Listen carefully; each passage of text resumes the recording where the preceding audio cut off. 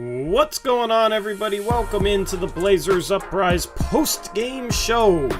The Blazers absolutely eviscerate the Denver Nuggets in the third quarter behind 22 points from Anfernee Simons, and they get a 135 to 110 point win on the second night of a back-to-back in front of a raucous Moda Center crowd. The Blazers have started 4-0 on this young season for the first time since 1999.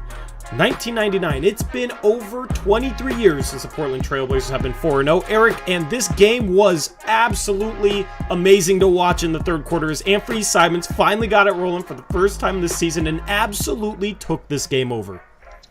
Dude, I didn't think I could ever see someone be that in the zone other than Damian Lillard and Anfernee Simons. I mean, it was like watching a new version of Dame out there. It was crazy, and the degree of difficulty on some of those shots just felt so good for him to finally get it going, because as we told you guys what the last three games have been, it was an outlier. That's not who he is as a shooter. He's a much better player than that, and I was just ready for him to explode, and I'm happy it was tonight. And yeah, what a cool moment just seeing him go crazy in that third quarter. Yep, absolutely, man. I cannot wait to break down this game with you and with everyone in chat. But first, we got to get some sponsorship obligations out of the way, as this post-game show is presented once again by betonline.ag. The NBA is back and you can get in on the action. BetOnline remains your number one source for all your sports betting needs this season. You'll always find the latest odds, team matchup info, player news, and game trends at BetOnline. And as your continued source for all sports wagering information, BetOnline features live betting, free contests, and giveaways all season long. Always the fastest and easiest way to bet all your favorite sports and events, whether that's the NFL, NBA, NHL, MMA, tennis, boxing, even golf. We got some golf lovers in chat, maybe. Head over to betonline.ag to join and receive your 50% welcome bonus with your first deposit. Make sure to use the promo code BELIEVE, BLEAV, to receive your rewards. BetOnline, where the game starts. All right, Eric. Hopefully that transition isn't playing that glitching noise anymore. Yeah, I heard it was. Yeah, I heard it was. All right, I'll have to take that out. Sorry, y'all, for the glitching noise behind that. I have to figure out how to fix that, unfortunately. But there we go. Took it out. So that noise will be gone. Anyway, Eric. This the Blazers are a problem for the rest of the league. This team is legitimate, and I'm getting goosebumps just saying that, because this is the team we've waited years for. A team that can play both sides of the ball and take over the game offensively and plays the right way offensively and has forwards that can do stuff off the dribble and have some skill. But, you know, it's in the past, it's been Dame and CJ carrying some weaker front court players along with a bad defense. The defense was bad in the first half, and it didn't make a difference. The Blazers still win this game by 25 because you got Dame and Anfernee rolling at the same time. My goodness, this team looked unstoppable offensively in the third quarter, and it reminded me of a specific team that goes off in third quarters that can just struggle for a first half but keep it close enough because they're talented enough, and then once the third quarter rolls around, they just go on some massive run and absolutely blow the other team out of the building, and then it's not even a game anymore. That team, of course, is the prime Golden State Warriors. I haven't seen a team have a third quarter in any game I've watched other than Golden State quite like the Blazers had tonight, man. And that's what contending teams do. They will have a quarter where they just absolutely dominate you, and it makes the rest of the game almost pointless. Makes the rest of the game not even matter. The first half, the Nuggets had it going. The Blazers had some defensive mistakes, and Dame had it going in the first half, but the rest of the team, you know, Jerami Grant has a solid first half, but the rest of the team was kind of quiet. Looked like the second night of the back-to-back was bothering them, like their energy was flat. It felt like a loss. And this is the third game they've been down double-digit points in a game that they've won, by the way. But that's the thing, is they can be down double digits. They have enough offense. They can come back from it in 2 minutes. They come out of the locker room and you have the talent on this team to take over games, and it's not just Dame. It's been Dame the past couple of games. Today it was Ant. Dame carried them the first half, came out, all of a sudden Dame's playing facilitator because you have Anfernee Simons looking like Dame 2.0. Jerami Grant had a terrific game as well, quietly, 21 points on 13 shots against his former team. And then this team got it done defensively down the stretch, only gave up 110 points in this game despite a struggle of a first half defensively. And they win by 25. Eric, how in the world did they win this game by 25 points? Well, I don't know if it actually finished this way, but with 4 minutes left in the fourth quarter, Corey Jez, the analytics guy that comes on the broadcast, he said that the Blazers' effective field goal percentage was at like 67% at the time. I don't think it would have went down because I think we made most of our shots after that. So he said that would have been the highest mark of any game in the NBA this year. So just blazing the nets, man. We were just caught fire. And I don't know what's more impressive though. Anfernee Simons hitting 6 straight 3-pointers, or my guy Carter in chat finally figuring out how to join as a member after asking us show after show how to do so. So congratulations to Carter for finally finding that join button, and welcome to all-star level membership. So good job there. Perfect segue into that first one. That's funny. What's up, Carter? Thank you for becoming an all-star level member. You can become a channel member by hitting that join button below. You get a monthly message on top of some other perks. But seriously though, it's like, you want defense? This team has defense. You want offense? Of course we have guys that can score the ball. And there was some times where, Ant gets it going. Dame obviously was good. And then they're like, okay, the defense is so keyed on them. And all we do is give it to Grant, and he just drives right in and scores a lay-in. It's like we have so many options. And then Hart's, with his hustle, is creating second effort plays off offensive rebounds. And it's crazy, man. And that doesn't include like any of our other players. Sharp had some great moments in this game too. But the funniest thing to me was Ant had this drive where he kicks out to Dame on the bottom of your screen, and he shoots a 3 off a catch and shoot, hits a 3. And it's like, oh yeah, Dame has 31. Like, it's like, really? Like, if you wouldn't have told me like how many points he had, I would have been like, oh, that's probably like 20 for Dame maybe. But like, it was like so quiet. Dame like easily got 31 in this game, and like, it's like insane how effortless it can be when it's all working. Well, that's the thing that I love about this team is, and I said this last post-game show, like Dame is getting his 30 and 40-point games easier than he's ever had them because he has guys around him that can create, that can handle the ball, that can attack off the dribble, that can get him catch-and-shoot looks. The Blazers are playing in transition. That's getting Dame better catch-and-shoot looks. And Gabe said it. Gabe's a Suns fan that I streamed with for the Suns game. He said at the end of that Suns game, wow, Dame had 41. That felt like a quiet 41 points.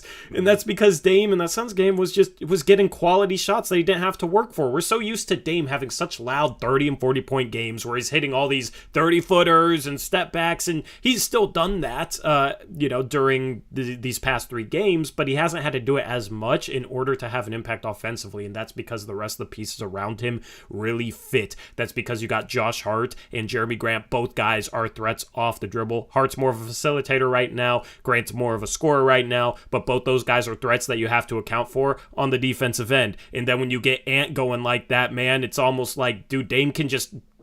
We've been talking about how Dame needs help in Game 2 and Game 3. Well, in that third quarter when the Blazers made that run, Dame was just chilling. He was looking for Ant. He wasn't like looking for his own shot. And these guys... Dame took over first half, had 19 points. I think he was 7 for 11 at halftime. That also shows you that he's getting good shots. He's shooting that efficiently. But then Ant takes over third quarter, man. And it was like it was contagious. All of a sudden, Nas hits a 3, Sharp hits a 3. Like, all of a sudden, just the whole team was just vibing out there, man. I don't know if that's the right way to explain it, but it was like it was contagious.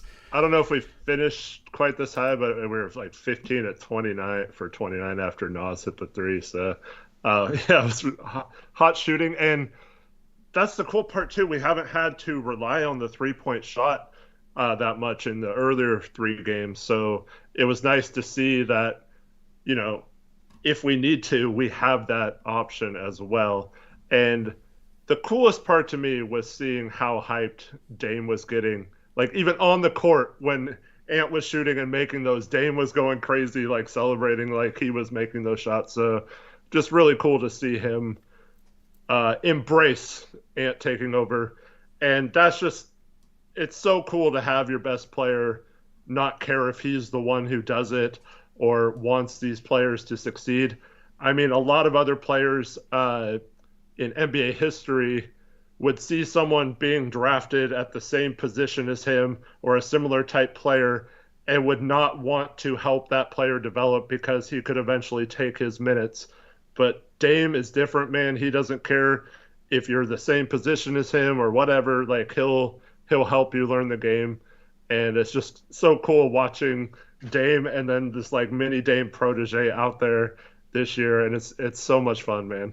Absolutely. Let me thank some donos, and then I can't wait to talk more about this. Shout out Shaggy Squid, $5 Australian dono. Good to see you, Shaggy Squid. He says, haven't had a team this fun since the LaMarcus Aldridge, Batum, and Gary Matthews. That's somebody who used to play for the Gonzaga Bulldogs. Haven't had this much fun since the LMA, Batum, and Matthews days. Legit, such a joy to watch. Anfernee has arrived. Anfernee has officially arrived for this season.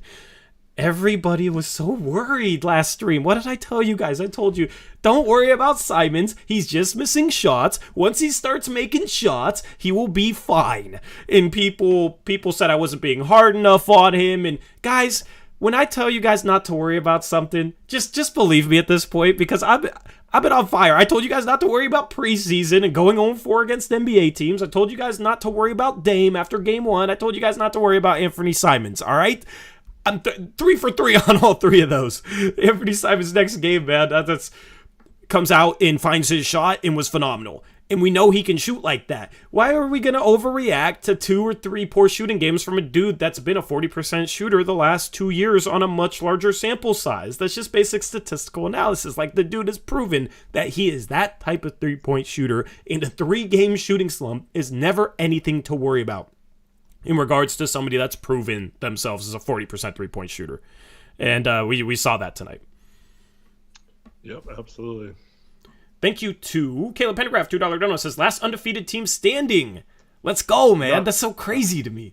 Not true. The Bucks are still 2-0. They've only played 2 games, so. Oh, well, they've only played 2 games, so that doesn't count. But, you know. But technically, yeah. Yeah. But Utah did lose tonight, so. Utah, yeah. Last undefeated team standing in the Western Conference. We're sitting at the number 1 seed, man. And we've beaten 4 Western Conference teams that were supposedly going to have to battle against, you know, like Phoenix is supposedly above us, Denver's supposedly above us. We're supposed to be down in that tier, battling with the Lakers and the Kings.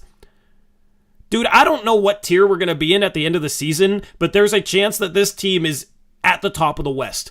Every year, Eric, we talk about this. Every year, it's like there's this team that comes out of nowhere and surprises people because they are underrated. I thought the Blazers were underrated going into the season, but then also it's like guys take a step up. But then also a big reason why teams come out of nowhere is their pieces fit so well together that they're just a really good team that plays the right way. Memphis was that way last year. Even without Ja Morant, they went like 20-6 or something like that, right? Because their pieces were very cohesive and fit well together. Right now, the Blazers are looking like that team. Yeah. I'm trying not to get too far ahead of myself in terms of like season-long goals and things like that. I'm just going to enjoy this 4-0 start and hope it continues. And I don't see any reason why it can't, and that we can't be that team that you're talking about. I just hope they just keep it in the present and don't worry about the long term and just keep winning ball games, because this is a lot of fun. Yeah, I mean, dude, we had a terrible first half, and we won by 25. Like, they helped getting Jokic into foul trouble. Like, he didn't do anything tonight, so that definitely played a factor, but still, like, the first half, would you say it's maybe our worst half of the season in terms of, like, the way we played? I mean, we've had some bad halves. We definitely haven't gotten off to good starts in games, so that's something that our starting lineup needs to do. And, but yeah, overall half, we made a couple runs, but it never felt like we were like getting back into it. And of course we get down 14-3 on the second night of a back-to-back, and you're thinking, oh boy, this is going to be a tough game to win, because you know, we just don't have it, the energy tonight, it seems like. And Denver rested yesterday and is hungry for a win, And yeah, so it didn't look very good early, but all it takes is well, actually, you know what happened? What? I mean, I don't know what happened at halftime, but right before the half, what happened? Blazers went on a run, and that was actually going to be the next point. I'll let you tell it. Well, aside from the run, Dame was kind of mad, but usually Dame gets mad and he's like complaining to the refs or whatever, and it's not like a good mad, but like there was like 7 seconds left or something.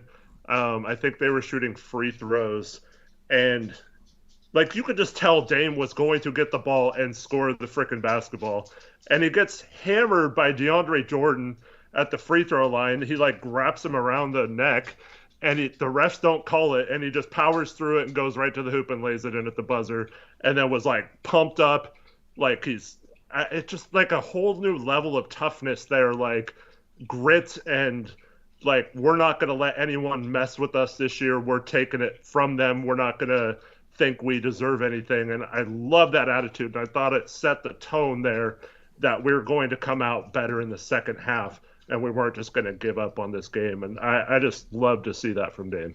And that's a Chauncey Billups type of attitude, isn't it? Right. Yep. And exactly. Chauncey Billups right now is creating a culture. You can see it. You can see it. Here's the point I wanted to make about end of the first half. The Blazers so far this season have ended quarters and halves well, where they've like struggled earlier on. And that's what good teams do. They'll have a bad quarter or a bad half, but they will finish it strong, especially at the end of first halves. The Blazers were down 55-42 with about 3 minutes left in the first half. They finished the half in the final 3 minutes on a 13-6 run and cut it to 6. 61-55. Had momentum, went into the locker room. Dame's mad. They come out on fire. I think the end of the first half carried them into the second half. And that's what you'll see from like Golden State in years past, is like you'll have teams play a great game against Golden State and have a great first half. And they'll be up like 15, but then in the final 2 or 3 minutes, all of a sudden Golden State somehow cuts it to like 6 or 7. And it's almost demoralizing. Yeah. Because you put in all this effort to have a great first half, but they're just right there. And then they come out in the third quarter and they're just on fire, and all of a sudden before you know it, you're like down 10. And you've, for the most part, 80% of the game, you've played really well, but you're still down and you're just having this avalanche. And it's so demoralizing. And I felt like you could see it with Denver, Eric. Like, the wind, you could tell that the wind was out of their sails. Jamal Murray was looking good to start this game. He had no, like, pep in his step, no confidence there in the second half, didn't really hit anything. Like, they looked shell-shocked. And also great defense on Jokic all game long. Outside of him getting away with shoving Eubanks to the ground. But yeah. I don't know how that wasn't a foul on him. But, yeah, just... you could tell they were trying to get him in foul trouble, trying to go right at him. Great strategy. It worked tonight. I don't expect future games against Denver to get Jokic that out of the game. But I think there was a point in the fourth quarter where he had only attempted 3 shots in the entire game. So just a great game plan on him, too, taking him out of the game. We did have some problems with leaving players wide open under the hoop. Aaron Gordon had a monster game because of all those passes he was getting around the basket for easy dunks. So still some stuff to clean up too, which is also promising that it's not just because we played a perfect game. I mean, offensively, you're not going to get that kind of output every time. But even if we weren't hitting those shots, I felt like our defense was good enough in the second half.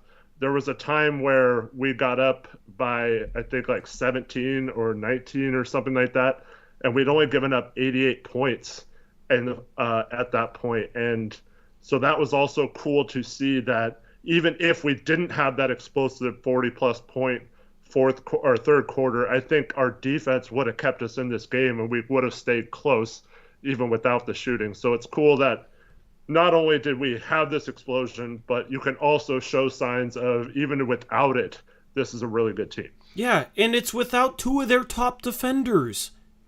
It's without Justice Winslow and Gary Payton II. Yep. Dude, if we miss like one of our good defenders in the past, our defense has no chance.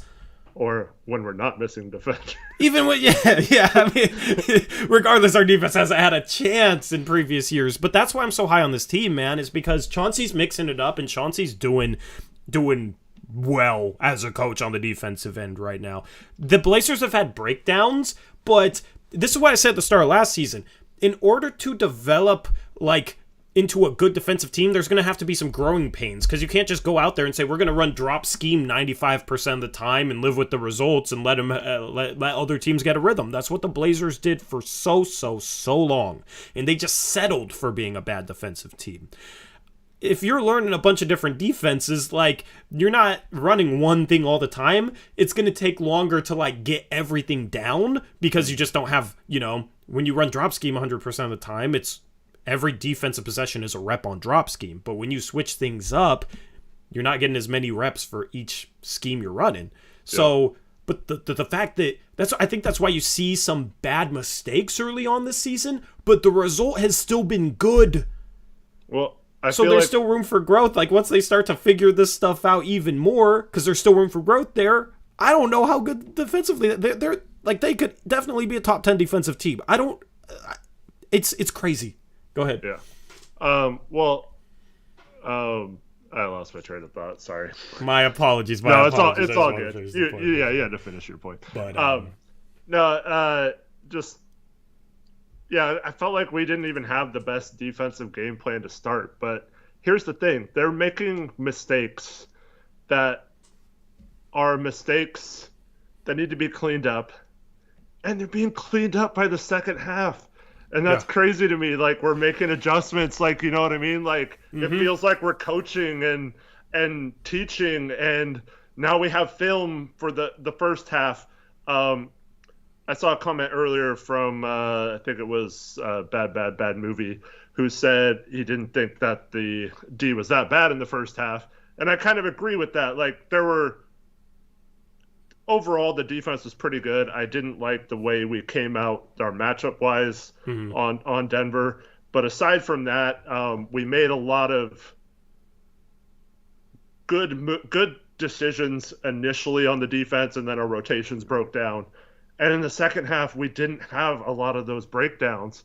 And it's just crazy that we're fixing them within the game. Like, we're obviously one of our coaches, I don't know who to give credit for specifically in-game, but someone is taking these guys aside and teaching them what not to do when they mess up. So it's nice to see that we have just a team that makes adjustments and is actually, accepting those adjustments and trying to learn while also playing really good basketball. So imagine when they clean up these mistakes and don't have bad game plans from the beginning of games that put us down in a hole, and we get off to better starts on top of being able to shut teams down later in the game. Yep, absolutely. Let me catch up on donos and member messages, because I'm behind here. Shout out Near012, member for 27 months, says this team is built different. Let's go. Thank you, Near0, for being a channel member. Shout out to Ads. $5 donation, says, officially labeled this the Tori and Eric Simons can shoot vindication episode with the laughing face emoji. Well, dude, go ahead. Just like one game doesn't prove anything. Like 3 games didn't matter for that, but it was always much more likely that Simons is just missed some shots for 3 games. It happens to every single shooter. Dame has gotten off to horrible shooting starts at the beginning of seasons before. I didn't feel like it was anything to worry based on hundreds of games of sample size of Simons being a good shooter versus 3 games of him not being a good shooter. I didn't think it really had anything to do with, him playing with the starters, and that's huge adjustments or what. Like, he was getting good shots, clean shots a lot of the time. And he just, when you miss a few and you miss, and then you go like 5 for 17 one game, and then you miss the next shot, the next game, your first shot, it starts to add up and it starts to mess with your confidence a little bit. And all he needed was to see that ball go through the net a few times in a row, and he was right back to being aggressive. And man, he hit a deep 3. He pulled up with, like, I think it was KCP right in his face and hit a 3. I don't know how you stop Ant if he's able to get to the rim on drives and he's able to hit threes with defenders in his face. Yeah, man. This team's fun. Hit the like button. I think we just hit 1,000 viewers. Last time we hit 1,000 viewers on a post-game stream at once, it was a glitch. So we'll see if this one was a glitch or not. But appreciate you guys for tuning into the Blazers Uprise post-game show. Killer Pentagraph, $5 dono, says, edit to previous message. Nearly last undefeated team standing. Okay, sorry I took so long to read off your edit, Caleb. Thanks for donating another $5 just to... Yeah, keep making more typos. Shout out to Ads, another $5 donation. He says, for the Nurkic haters, name another center in the league who will risk shots to the face to help his team out again and again and again. We'll wait. Thank you, Ads. Honestly, at this point, I think Nurkic might secretly like getting hit in the face because it happens so much. Yeah, I think sometimes he plays it up a little bit, but, I mean, he's not afraid to stick his face in there and get hit. I thought Nurk was really good defensively in this game today. Offensively, he got off to a really rough start with missing several shots, and I could just see the wheels turning on all the haters, like, oh, Nurk sucks, you can't even make a shot, blah, blah, blah. Which, I mean, he's got to play better than that. He didn't shoot well, obviously. But he had some beautiful passes in this game. And, I'd say not a great game from Nurk, but solid again today. Yep, agreed. Do you want to... Or I'll read off this next one. I got to make sure that the graphics are working. Shout out to Rollers Kate, $5 dono. Says, can we say Red Hot Dame and Ant is better than Red Hot Dame and CJ yet? Just on offense. Thank you, Rollers Kate, for the $5 donation. I think... Honestly, because here's the thing. Ant's a better three-point shooter than CJ McCollum. CJ will get going by, like, pounding the ball, like, a lot, isoling a lot, hitting mid-range shots and that sort of thing. Yeah, he can get going hitting threes, and he's a good three-point shooter, but Ant is an even better three-point shooter, quick release. Like, Ant getting going is a little bit different, and it's, like, getting threes up. And he got threes up quickly. A lot of it was, like, early offense, off-ball screens, and it reminded, dude... Like, I don't want to get ahead of myself, but it reminded me what the Warriors do for Steph. Because when Steph is going, everybody will look for him, and he'll be moving off the ball, and they'll just go and try and set him a bunch of screens to free him up. The Blazers did that on a couple possessions for Ant in transition, and it helped him get going. So, Ant, when he's on fire, it's from three, and it's a lot of quick threes, and it's a little bit different than CJ playing a bunch of iso ball or scoring out of the pick and roll and that sort of thing. Mm-hmm. All right. Yeah, I agree. And I wouldn't put the disclaimer on offense on there. I think they're better defensively. And oh, yeah, definitely. I mean, we're playing really good defense for the most part. There's still breakdowns, like I said, but this is with Dame and Ant both playing, 34 to 36, sometimes more than that minutes a game. So, like, I don't want to hear that they can't be a part of a good defensive team. We're seeing that they can be. And, there were several times in this game where, I mean, this is not an easy task when someone like Aaron Gordon or Michael Porter Jr. has you in the post and you're a smaller guard like Anfernee Simons. And, I mean, you're going to get scored on a few times, but I thought Ant's strength has really improved to where he's not getting muscled down or pushed back so they get an easy shot. He's at least making it tough on them in the post. And it's the same thing that Dame used to do in the post with his defense, is just stay low, stay strong, don't get pushed around. And if they make a tough turnaround shot over you, you can live with it. But yeah, I think both of them, I think this team in particular has a much higher defensive ceiling than any of the Dame and CJ backcourts did. Yep, agreed. Shout out KJ, $5 donation. Thank you, KJ. Says, officially sold on Chauncey after this game. Yet another solid game plan, and the Fire Ant allowed us to sit the starters at the end. Eric, are you officially fully sold on Chauncey Billups? I think coach-wise, like just mindset-wise, getting your team to play, culture-wise, I am 100% sold. I think he's erasing the questions of whether he can show like what he's thinking to translate onto the court and to the players that are actually playing the game. But you're starting to see that mindset is wearing off on him, and they are being held accountable, I believe, and they are doing the things that he's been preaching now since he took the job on the court. So I think that's promising, and I bought into that. I'm still not fully bought in on him in terms of X's and O's and like initial matchups and game plans and time management, things like that. But at the same time, you have to understand he's in his second year as a coach. He's didn't really get a lot of experience with must-win games or like tough games or wanting to even win games. We're purposely trying to lose most of the last season. So I think a lot of that stuff will come. I'm not saying I don't believe in him. I do believe in him as a coach. I'm just saying I'm not fully there yet with some of his decision-making in terms of how we start off games with our defensive matchups.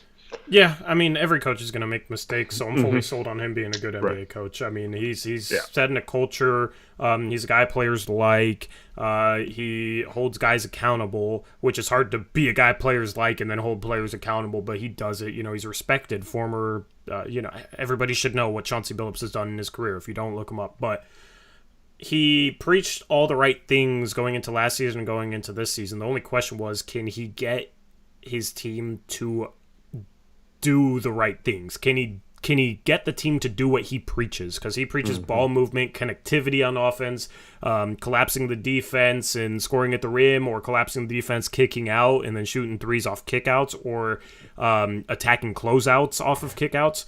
And then defensively, he preaches mixing it up, not letting the offense make the same reads all game long, which has been a problem in the past that I talked about before we hired Chauncey Billups, mixing up defenses to keep offenses out of rhythm. And we saw that numerous times today. He's like throwing in, but honestly, I need to really do a deep dive and focus on the defense, because man, like they're doing some creative stuff defensively, like some weird zones and that sort of thing, and it just reminds me of like what Nick Nurse does in Toronto. We even saw a little bit of a press either last game or the game before.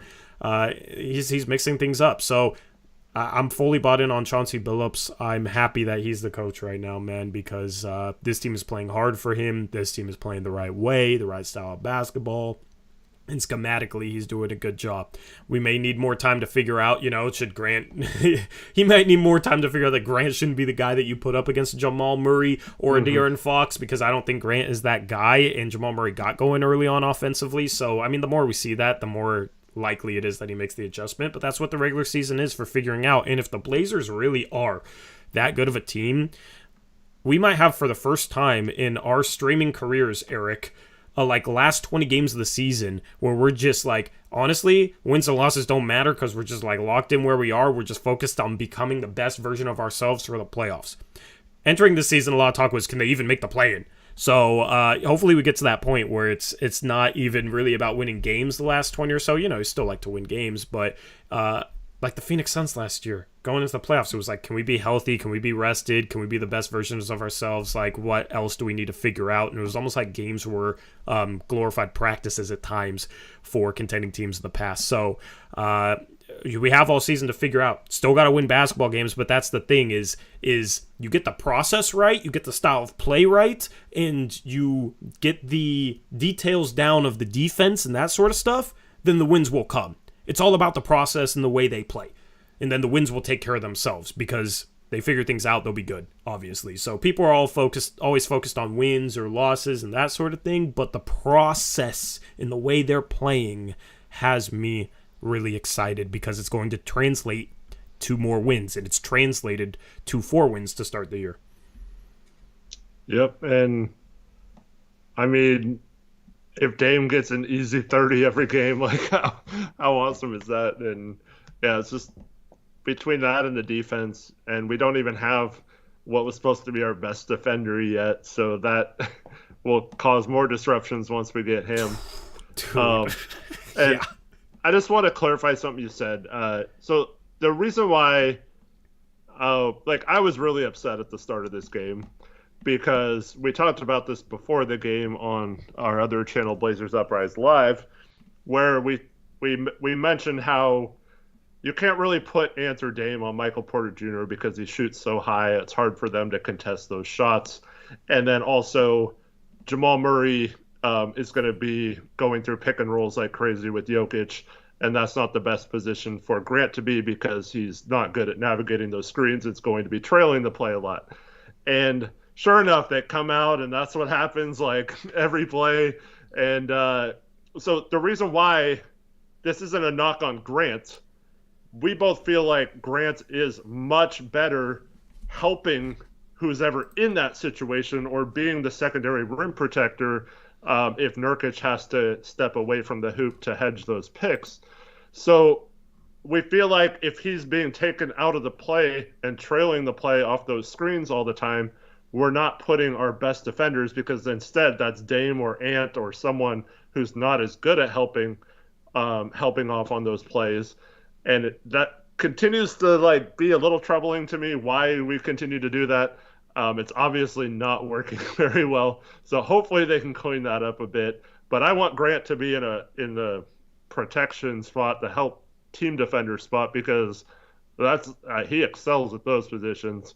And so it's not anything against Grant. I just wish he was used a little bit differently.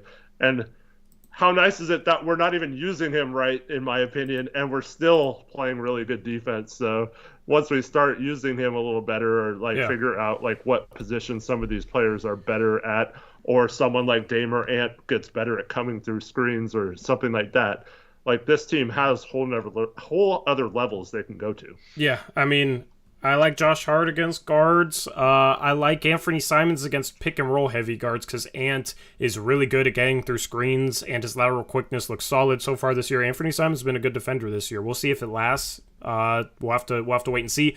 But he gets through screens. So a guy like Jamal Murray, who runs a lot of pick and rolls with Nikola Jokic, having a guy that can get through screens at a guard spot is nice because we haven't had that with Damian Lillard and CJ McCollum. Let me catch up on a few more donos. Shout out Connor, $50 dono. Huge donation. Huge donation. Thank you, Connor, for being a moderator and dropping huge donos, man. It says, hell may be hot, but the Anfernee is hotter. I've seen Anfernus, Anferno, Fire Ants, lots of just Ant was on fire, man, and there's many ways to nickname him after some sort of fire or something. So thank you, Cotter, for the dono. Shout out Darth Nader, $5 donation. Says, great to be excited about a Blazers season again. It's been a while. Keep up the good work, guys. Thank you, Darth Nader. This is foreign territory for us being this excited about this team, man. We've struggled the last 3 seasons. The last 3 seasons, we lost the first game. So this season was the first year we got to talk about a win on opening night. Well, we still haven't lost yet. So let's keep it rolling. 4-game homestand. We won game 1. Still got 3 more home games in a row. One of them's against Houston. One of them's against Memphis. Next game's against Miami. I mean, given the way this team is playing, you can't roll them out winning all 3 of those games. I mean, imagine going 7-0 going into the tough month of November, man.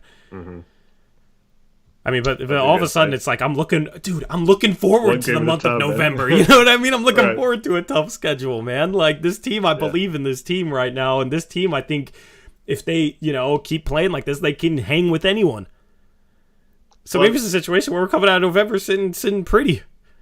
That's another thing, too, is as the season goes on, there's teams that are just get stuck in the grind of the season and the effort's kind of inconsistent. So you can win a lot of games, even against better teams, if you just bring it every night. And that's one cool thing about this team. We have players that are going to bring it almost every night, and there's not going to be a lot of games where it's just like, what are you doing on the court? They're still going to be playing with energy and effort. So really cool that we have those kind of players on the team this year. Yep. And let me just say this: if we are 7-0, I might have to drink to celebrate after that 7th post-game stream, or during that 7th post-game stream. We'll see. When we start 7-0, man, you have to get to 7-0 to do it.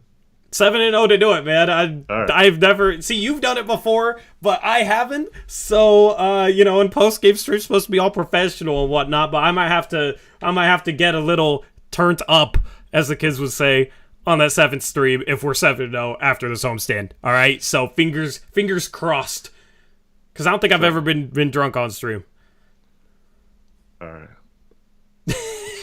You sound scared. Shout out Gray Hughes Investigates, $5 donation. Says first time since 1999 they have started 4-0. Only 46 more for my $50. Boom. Yes, I owe Gray $50 if they win 50 games, and I'm looking forward to paying you that $50, Gray. Thank you for the $5 donation. I thought your bet was the second round. I thought it was the second round. I don't remember. See, I don't remember what our bet was, so I just assumed he wasn't lying. Did he change it on me? I swear the bet was if the Blazers made the second round. I don't know. Gray, I'll give you $50 if they win 50 games, dude. I don't care. You donated more than that, so you're always supportive. So appreciate you. We can switch it up. We had 2 bets. I don't remember 2 bets, man. More importantly, only like 36 games to get the over/under for wins. I know, dude. Over/under was that's easy money. Knock on wood and everything, but yeah, this is looking pretty easy right now. Shout out to Chris Branlin, $5 donation. Says top to bottom, everyone contributed. Everyone balled out. Love this squad. I'm looking forward to doing player cards because we have some other guys to talk about that we haven't even touched upon yet that had good games. Shaden Sharp's one of them. Nasir Little's one of them. We'll get to them in the player cards right after team stats and Brandt's breakdown. Shout out to Thor, $5 donation. Says, Ant finally bounced back from the breakup in the second half. Eric, Ant must have got himself a patty there at halftime. Thank you, Thor, for the $5 dono, man. I don't want to make jokes about that situation for Ant, man, but he had a phenomenal game.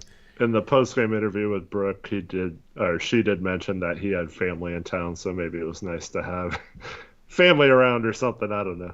Yeah, my well wishes to Ant. Seems like a really good person, man. Love to see him pop off right now. So, Alex G says, "Oh God, not like Poole, not like Jordan Poole." I mean, if it works for him, it works for us, right? That one video, yeah. Yeah. Shout out to Gordon, member for 17 months. Good to see you, Gordon. Says, what a win, tuning in from work. Good to see you, man. Hopefully work's going well. Always cool to hear people like saying that they're listening to us at work. If we can bring the good vibes from the game into 2 hours after the game while you're working, man, I love that. So I play Anfernee in fantasy next week. I'm undefeated in that league. Should I take a dive and give Anfernee some confidence? Undefeated? or should I kick his butt and get him motivated? Ant's a competitor, man. He don't want you to, if it's like under the radar, you start a running back that's like slightly worse, and you think you're big brain, like you're playing some play that the ESPN projections aren't respecting, then yeah, sure. But there's how's he doing? What's his record? I don't think he's good. He had Trey Lance was the starting quarterback, and he had a bunch of guys get hurt. He's 4-2. My team's solid, and I suck. Why'd you bring up fantasy football? So I was up by 10 points going into tonight against our moderator Jackson, who's in chat right now, and he had the Bears defense, which hadn't scored more than 10 points all season long. And I knew, because I always get screwed in fantasy football, that I was going to get screwed. And of course, Bears defense had like 13 points, and I lost by 2, and I'm 2-5. Despite drafting what I thought was a good team, and honestly, it's been an okay team, just injuries and just getting screwed on scores. Like, I think I still have a positive point differential right now, Eric, and I'm 2-5. Anyway, no fantasy football. At least the Blazers made up for it, dude. I completely forgot about that until now. Correction, I haven't seen chat, so if someone corrected me, you're right. I lost this week to Sherman, so never mind. I'm not undefeated. I have 1 loss. Oh, okay. Well, now you gotta win then. Yeah. Now you gotta win. Shout out to Isaiah Kernasant. Sorry if I butchered your last name. You can tell me how to say it, and I'll try better next time. But shout out to Isaiah for the $5 dono. The defensive effort is creating momentum that carries to the offensive side. Sure, we started weak, but Dame's cultivated the never fold mindset. Absolutely, Isaiah. Thank you for that $5 donation. That's teams that play in transition and play defense. Defense turns into offense. The problem is in the past we haven't played no defense and we haven't even tried to play in transition enough. We've gotten turnovers and it's led to fast break opportunities. It's crazy. I know, and it's fun. It's fun to watch, guys, huh? It's like we're emerging from a cave. Like, yeah, we've had success in the past, but the style of play wasn't fun. This is fun. It's like we're emerging from a cave into the light. And it's like, oh, this is what other good, fun teams do, and now we're doing it. And we got some fun young talent doing it. And Dame's himself again. Like, yeah, I've been wanting this style of basketball for so long, and this team is playing it right now. Thank you, Isaiah. Shout out to Legend Gaming, $5 donation, says loving the team this year. Absolutely, me too. Shout out Carter, $10 donation, says finally a member. Yeah, once again, congratulations to Carter for finally figuring out how to be a member after asking us for multiple streams. He says, my lady wants to get a Hart jersey. Are you optimistic about him sticking around through the deadline and re-signing? Also, how excited should I let myself get about the Blazers this year? Eric, I'll let you answer those. You're the trade genius. So. To the second question, get as excited as you want.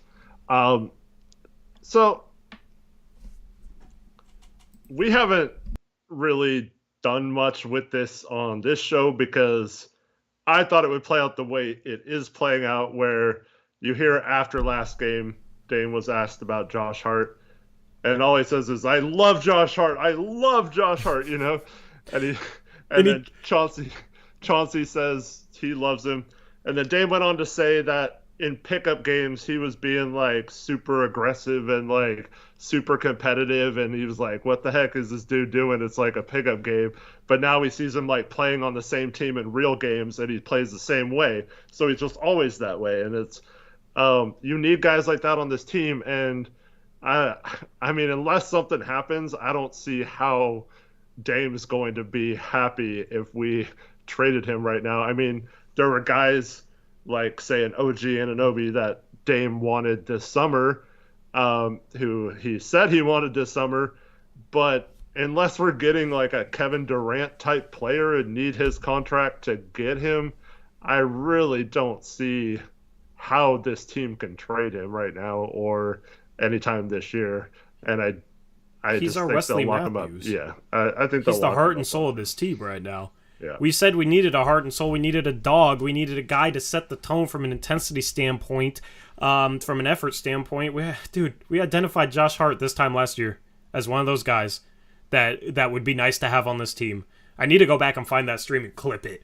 The first stream we started talking about Josh Hart. Trevin. Is Trevin in here? Trevin will find it in like 5 seconds. But he's the heart and soul of the team, man. Like, and that's what I was talking about earlier this stream, talking about how like there's always a team that comes out of nowhere where the pieces are greater than the sum of their parts because they play the right style of basketball and they play together and they're a cohesive unit that helps make each other better, right? Josh Hart's a part of that, man. You can't quantify what Josh Hart does for this team fully with numbers. He does little things. He sets the tone from an intensity standpoint. He plays defense. And a lot of Dame's easy buckets have come because Josh Hart's gotten rebounds and pushed the ball up the court and gotten into early offense. And even if it's not resulting in assists for Josh Hart, it's like he pushes the pace, puts the pressure on the defense in transition, and then the ball will get kicked around from it. And like Dame will catch the ball without a defender on him, and then he either has a three or he can attack the closeout and draw in multiple guys, and it just like sparks the offense. Having a guy that rebounds as well as he does at the small forward position, but then also can push the pace and bring the ball up the court and handle the ball and get the Blazers into early offense helps get guys like Damian Lillard and Anfernee Simons going. Anfernee Simons got a couple of his threes during that hot third quarter stretch with some early offense, with the ball being brought up quickly before the defense can set up. So stuff like that, you can't quantify that with stats. Josh Hart is one of the most underrated players in the NBA. One of the most underrated guys in the NBA. He's the heart and soul of this team. You cannot trade him unless it's like a no-brainer, oh, we're getting back Giannis type of trader. We're getting back like a legitimate star. People will say that's crazy, but it's not just about getting big-name players. Look at the Nets right now. Look at the Lakers right now. It's more than that. It's about having a cohesive team and pieces that fit. Josh Hart is the perfect glue guy. Yep, absolutely agree. That's why I never understood Josh Hart's the odd man out. He has to go. Like, he's going to be a free agent. Just resign him then. Like, I'm sure he wants to be here right now, too. I'm sure he's enjoying this. He's getting his first. I mean, he's had like a role player position on teams in the past, but this is the first truly successful team he's been on. Hopefully it continues. But like, I mean, he's basically been a role player. Now he's like a starter playing 30 plus minutes a game. Like, why would he not want to be here long term? Yep, absolutely. What happened here? Okay, let me thank the rest of the donos. Let me get through the rest of these, then we'll look at team stats. We're already almost an hour, and thank you guys so much for supporting the show. Shout out Definitive One. What's up, Definitive, with the $5 donation. He says, "This is fun. Props to the channel for believing when I didn't. You guys were right, and I'm happy to say that. Whoop whoop," with 3 trophy emojis. Thank you, Definitive, for the $5 donation. Honestly, I don't blame anybody for like being pessimistic or down on this team going into the season. Like, I had no idea what this team was going to be. I think I had them as an 8 seed, but I said they had the potential to be a home court advantage type of team if everything clicked and they played the way they're playing right now, right? But I didn't know if they were going to do it or not. And preseason, of course, was a struggle. We did our predictions after that. I don't blame people for being down. I understand it, absolutely, man. It's hard to know if this team was going to buy in defensively, be able to execute defensively, be able to run different schemes defensively, be able to move the ball. There was the question mark with Dame. Like, there's a lot of question marks going into the season. So, there's some fans out there that are like, if you didn't believe in the team, you're not a real fan. Like, I hate people that do that stuff. Like, everybody was justified to their opinion going into the season about this team, whether they had them as an 11 seed or a 1 seed. Right? Because you could make the case for this team being in any range of seedings for the most part. So I disagree. If you had the Kings above us, you're dumb. Well, Zach was our only mod because we picked standings with our mod. Zach was the only mod. But the Kings 4-0, the Blazers 0-4 in preseason. I mean, guys, everybody listening to this, if you see somebody freaking out about preseason ever again in your life, okay, tell them to relax and bring up 2022, okay? I mean, I'm not gonna ever care about preseason again. For me, it's well noted on this channel.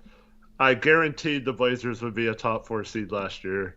I was sure of it. It was like the most confident thing I ever did. I left it as my pin tweet all season, even as we sucked and were obviously losing and not going to even make the playoffs or the play-in.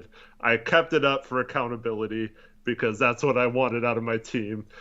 And I was dead wrong. So this year I had a different approach. I was cautiously optimistic, I would say. So, like, I was not going to predict them or guarantee or anything like that to be really good, but I was hopeful and I thought there was a chance. I just couldn't bring myself to be like, oh no, I was wrong last year, but this year they'll be like the 4 seed or whatever. Like, I just didn't want to do that this year again. So I was a little more just like, I don't know. I didn't want to like put expectations on it. I wanted to just see it play out and just like watch the team develop and grow without hoping that they had to have a top 4 seed or whatever. So it's kind of cool. And I hope I'm dead wrong. I said it when I predicted them to finish in the play-in, that I hope I'm wrong and that it doesn't happen. But there's still a lot of good teams in the West. So I hope it's a long season. It's only 4 games. And hopefully we're talking about this all season long. Yeah, absolutely, man. Shout out to Dro with the $2 donut. Says it's been great to see us run a competent zone. Drono, my bad. Drono. Dro with the Drono. Yeah, I mean, the zone is hit or miss right now, but it's switching things up and it's putting the opposing offense off balance. Like, I think our man defense is better because our zone defense takes them out of a rhythm. At least that's what I've seen early on this season. So that's the thing. It's like if the zone defense is okay, but like it can take an offense out of a rhythm and then we go back to man and our man-to-man is really good because of it, then that's good. Like, that's what you run a zone for, to switch things up, take an offense out of the rhythm, because offensively you have to play different against a zone than you would against a man. Like, none of your sets, your man-to-man sets, work against a zone. Like, and that's the thing. Like, high school, college, you would have a set of, because I played a year in college, in case any of you didn't know. Just don't bring it up much, because people have had a problem with that in the past. But I played a year of college, played some high school, and it was always, we had our man-to-man sets and we had our zone sets. So that's the thing, is you can take an offense out of a rhythm if you throw in some zone in there, and that's what you've seen. And the Blazers have had better second half defensive performances than first half so far this season. Yep. Shout out to Jakob, member for 9 months, says, I'm so gassed, love all you guys. What's up, Jakob? Good to see you, man. Hey, Jakob. Shout out to Clearly a Bot, $5 donation, says, Ant definitely, or no, I need to say this right, Ant Def a bad Florida man. Thank you, Clearly a Bot, for the $5 donation. Shout out Rip City 208, $2 donation, says, great to see Dame smiling and having fun again. Dude, after not seeing Dame for so long and the surgery and all that, just to see Dame not only like come back the way he has, but then see how much he seems to be enjoying being out there is awesome. Mm-hmm. Shout out to Gray Hughes Investigates, $5 donation, says, I thought I had a 50-win bet as well, but for sure we had the second round bet, so let's go with that one. All right, Gray. All right. Yeah, I don't remember, honestly. Eric's like the one who's moderating our betting activities. And if you want to bet on basketball, you can use Bet Online. Look at that segue. Perfect. Thank you, Gray, for the $5 donation. Jay King, welcome to Superstar level membership. Thank you for becoming a channel member. Thor Leightonen, shout out to Thor for becoming an all-star level member. Shout out to Thor for the $2 donation. It says, Spurs a lock for the championship. Rest in peace, Blazers. Yeah, the Spurs are 3-1. The Jazz are 3-1. Yeah, I mean, I think the Blazers are for real. I'm not buying in on those teams, man. But the bottom feeders in the West have played better than we expected. Yeah, Pop's too good of a coach. Yeah. He's coaching up those young kids. Absolutely. Shout out Colonel Pancakes, $5 donation. Says, imagine Gary Payton II and Josh Hart on the court at the same time. Dude, that's like the defensive version of Dame and Ant. Yeah. Like the defense and intensity and effort version of Dame and Ant. And then you throw Justice out there, maybe some Jerami Grant, Nas, he's looking better. You got some fun defensive pieces to throw out there that play hard, which is fun. Shout out to Caleb Pendergraph, $2 donation, says, I'm starting to think Nas's contract is good value. Yeah, Nas, $7 million a year. That kicks in next year. He's still cheaper than that. So, yeah, that's absolutely going to be a steal. Shout out Pasty Zach, $5 donation, says, it feels like Ant made more threes in the third quarter than the Lakers have made all year. Probably. Yeah. Probably more threes than Westbrook will make all year long. Shout out to Michael V, $5 donation, says, Drew with the hard work, Sharp with the cuts, Hart with the boards, Dame's decision-making, Ant with the killer instinct, Nurk with the presence. Heart emoji, thank you, Michael V. Zach, $2 dono, says, if any of the mods had Kings better than Portland, unmod them. Zach, is on this campaign for us to unmod him, and he put the Kings above the Blazers, and now he's saying that anyone that put the Kings above the Blazers needs to be unmodded. Zach, we're not going to unmod you, all right? Nice try. But also, yeah, that was pretty bad. Shout out Play by Play for becoming an all-star level member. Then shout out Rollers Kate for the $2 donation. Says, games like this really helps the donos. Thank you, Rollers Kate, for the $2 donation. Yeah. I mean, it's crazy amount of donations for all 4 games this year. It's kind of surreal. Thank you, everyone, for the support. It means a lot. And then Thor, $2 donation, says, Laurie marketing for MVP, go Blazers. Nah, it's Dame. Dame's averaging 33 right now and on a 4-0 team. So it's going to be interesting to see how much MVP love Dame gets if the Blazers keep playing like this. And he's, keeps putting up numbers like this, Eric. Yeah, and I think all it takes for those kind of accolades to possibly come is to have a good record. It's something that the Blazers have never really done in all of his time here outside his rookie year and second year. They did get off to good starts, but ever since then it seems like it's more like tread water or get off to a bad start and then kick it into high gear towards the end of the season and end with a respectable record. But hasn't really had a season where from the jump and throughout the whole season they've maintained a top seed or whatever. So that's the key to winning an MVP and stuff like that, is not only putting up the numbers but also having the team success as well. So those things will come if he has the team success. Absolutely. Let's take a look at the team stats. Whoops. That wasn't supposed to play. It's not Brains Breakdown time yet. Oh, now that's going to be the... Okay, I got to take out that transition too. Because I took out the first transition because of the noise glitches. Now that's the transition for everything. Okay, nice. Wait. Okay, yeah, there we go. Okay, I fixed that. No, we'll do Brains Breakdown next. We still got a lot to get to. Team stance, Brains Breakdown, player cards, and then we'll go around the NBA. But look at those shooting percentages, Eric. 58% from the field on 48 for 83. 46% from 3, 16 for 35. Got to the line 31 times to the Nuggets' 14 free throws. I felt like the Blazers kind of got screwed in the first half by the refs.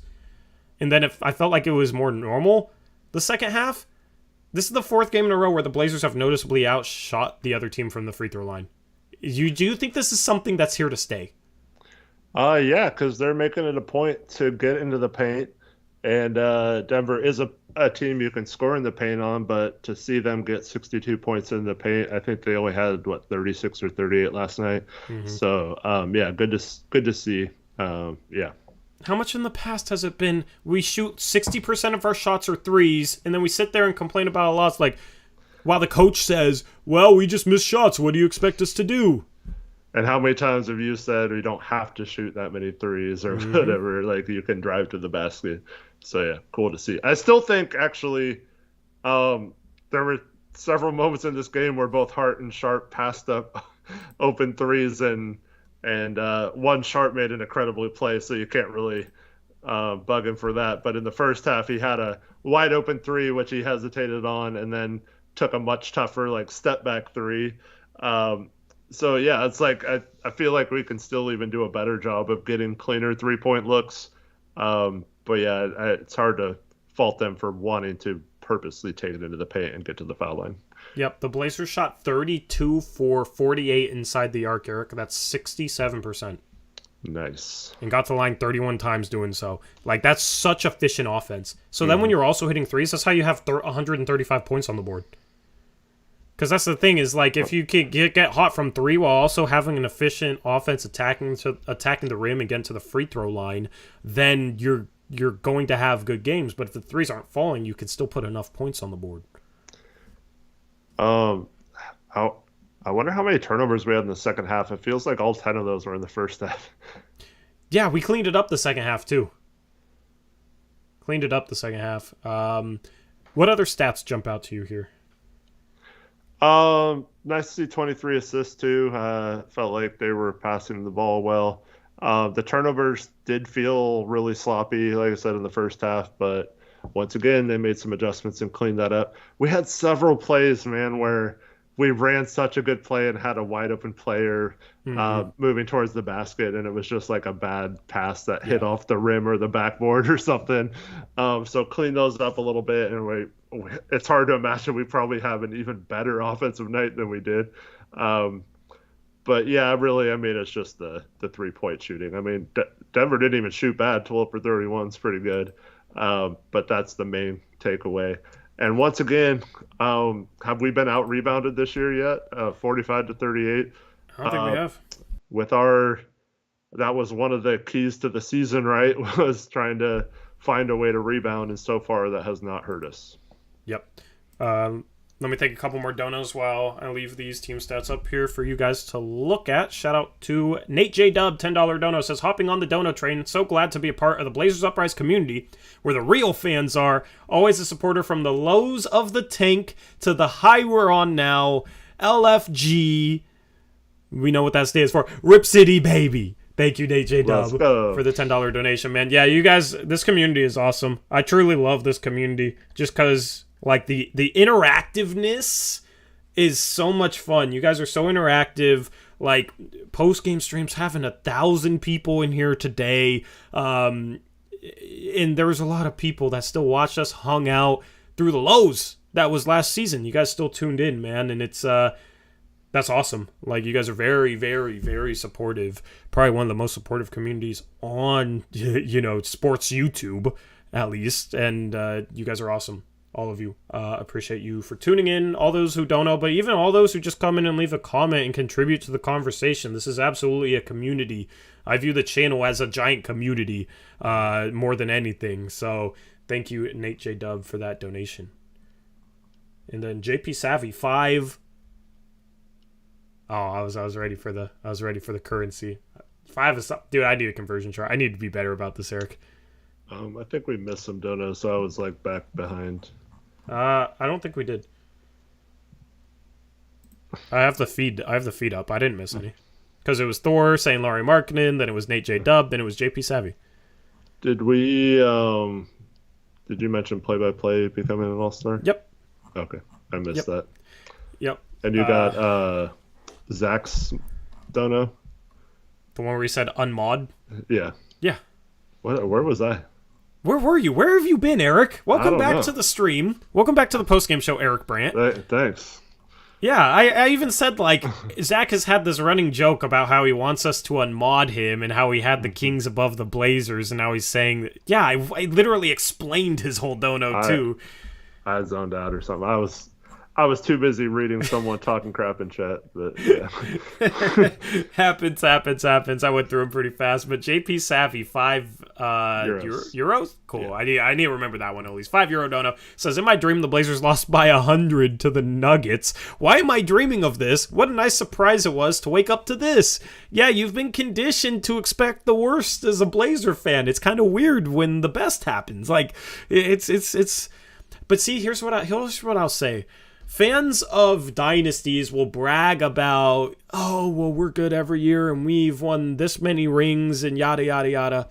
But it almost becomes a situation for those fans where, like, runs like this to start the season, it's like, okay, this is what we should be doing. We need to win a championship. You know what I mean? And they almost become jaded, It's championship or bust. Whereas you go through struggles, it makes you appreciate the highs even more. All the struggles of last year and even the past couple years has made these first 4 games even that much more fun. Mm-hmm. So, I wouldn't trade the lows for anything. If the Blazers ever win a championship, it's going to mean more to our fan base than probably any fan base in the league, man, I swear. Especially if it's with Dame here. Yeah, absolutely. That's the dream. Dame winning a ring would be... I'm confidently going to say the greatest moment in my sports life, that if I had one sports wish for my entire existence, it would be for Dame to win a ring in Portland. I mean, that would be one of the best championships in NBA history. Dirk's is up there for me, him finally winning a ring in Dallas. But Dame, after everything... We're 4 games in, man, but I feel like we're actually on the right track to having a chance. Mm-hmm. And that's all I ask for is a chance. I mean, just Dame being able to tell all the haters and all the people who said he should have left and all the people who said he was taking the easy way out by taking the money and staying in Portland. If he somehow wins a championship, all those people are going to look really dumb, and that would be the best moment. I mean... It's hard to think of a more, FU moment than that to all the haters. Yeah, We're on the right track, baby. 4 games and we're on the right track. Shout Thor, $2 donation says, be honest, Laurie Markkinen is the MVP favorite. Yeah, we're going to talk about Blazers championship, and then Laurie Markkinen for MVP is going to be the segue back into talking about this specific game, I guess.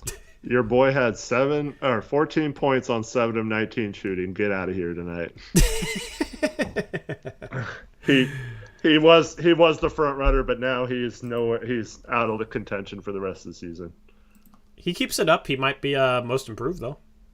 He has a chance of most improved, especially if Utah is better than people expect. Absolutely. So, and just say most improved. That's an actual real thing. What's up? I was just going to say I do not partake in edibles, so I've had none in my life. So, yeah. Neither have I. Actually, I took a bite of a brownie once, and it was very dry. I didn't like it. All right. So, anyway. No, No, no problem with other people who partake, but not me. Eat all the edibles you guys want. Well, not all the edibles, but eat whatever you guys want. Just as long as it doesn't hurt you or mess you up. Yeah. It's time for Brant's breakdown with that beautiful intro. God, that's so nice. All right. Play number one. This is play number one, right? I want to make sure we got everything situated the right way here. Eric?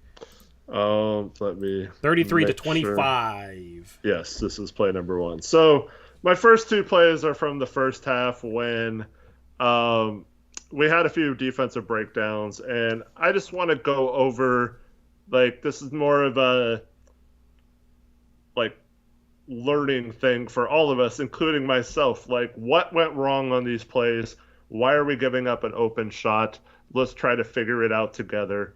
So on this play, we're gonna see a handoff here to Jamal Murray, and in the second slide, he had taken the ball, or the ball had gotten to the other side, and here comes Bones Highland off a pick, and I think that's Keon Johnson, who got some run today. We haven't talked about yet, but he's going to get screened, and this is actually not the best positioning from Nurk. He's actually blocking Keon from getting through the screen, and probably going to force a bad play. But as we go to the third slide, we see that Nurk has to slide over, and Keon ends up having to tag, I think that's DeAndre Jordan, and go with him down low. So not ideal. We would have liked to have seen Keon stay with Bones there and not have to force that switch. But anyways, it happens. So you're still in decent defending position here as long as you stay in front of everyone. And now we see Anfernee on the bottom. He's going to have Jamal Murray in the corner, and Sharp is over there on, I'm not sure that is KCP or someone. Oh, that might be Bruce Brown. And so Anfernee has to stag off a little bit to help in case Bones gets by Nurk here. And as we go to the next slide, we see that Brown's going to come around and kick it back, and Bones is going to kick it back to him. Now, Brown's not he shot 40% from three last year, but it was on less than one attempt per game. So he's not looking to shoot this.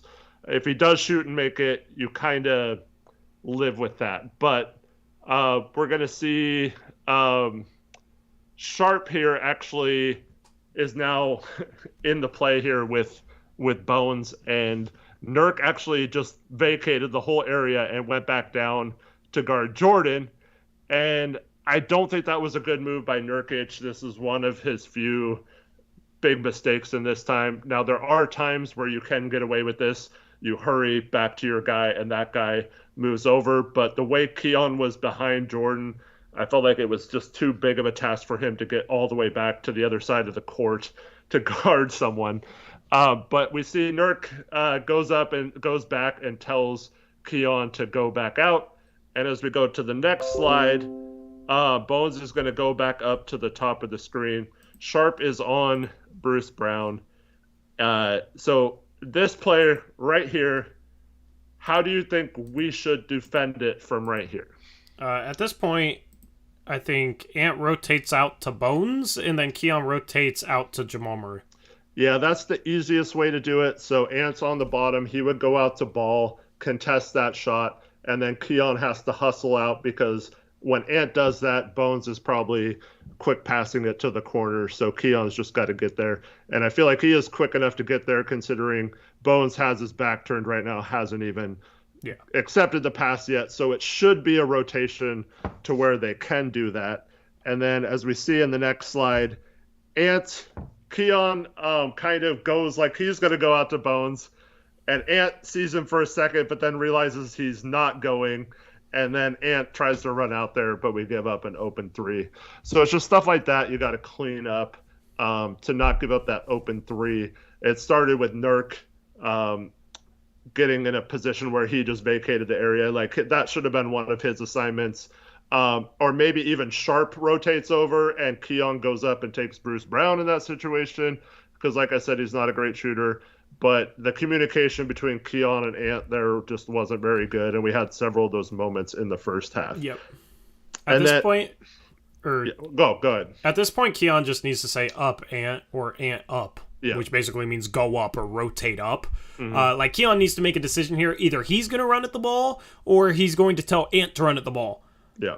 Right? And he's going to communicate to Ant, say up Ant. Because you can't say Ant, go up. Like, you can't say something with a bunch of syllables. You don't got time for that. So it has to be clear and concise and short. And that's some of the skill that comes in with communicating on the defensive end is you have to communicate that Ant needs to rotate up and you have to do it quickly, so that's what you should say, Ant up or up Ant, and then Ant will know to go there because Ant was late. If Ant was quicker, probably would have been fine, even with Nurkic vacating, and it's not like they were cross-matched, so that's the thing. Despite Nurkic vacating, could have been fine if Keon and Ant communicated properly and Ant just rotated out to the ball. And Keon's also got to recognize if Nurk is sagging back to his guy that he shouldn't be there anymore and needs to be a little quicker to get out there so that we're not even put in that position. Yep. All right, play number 2.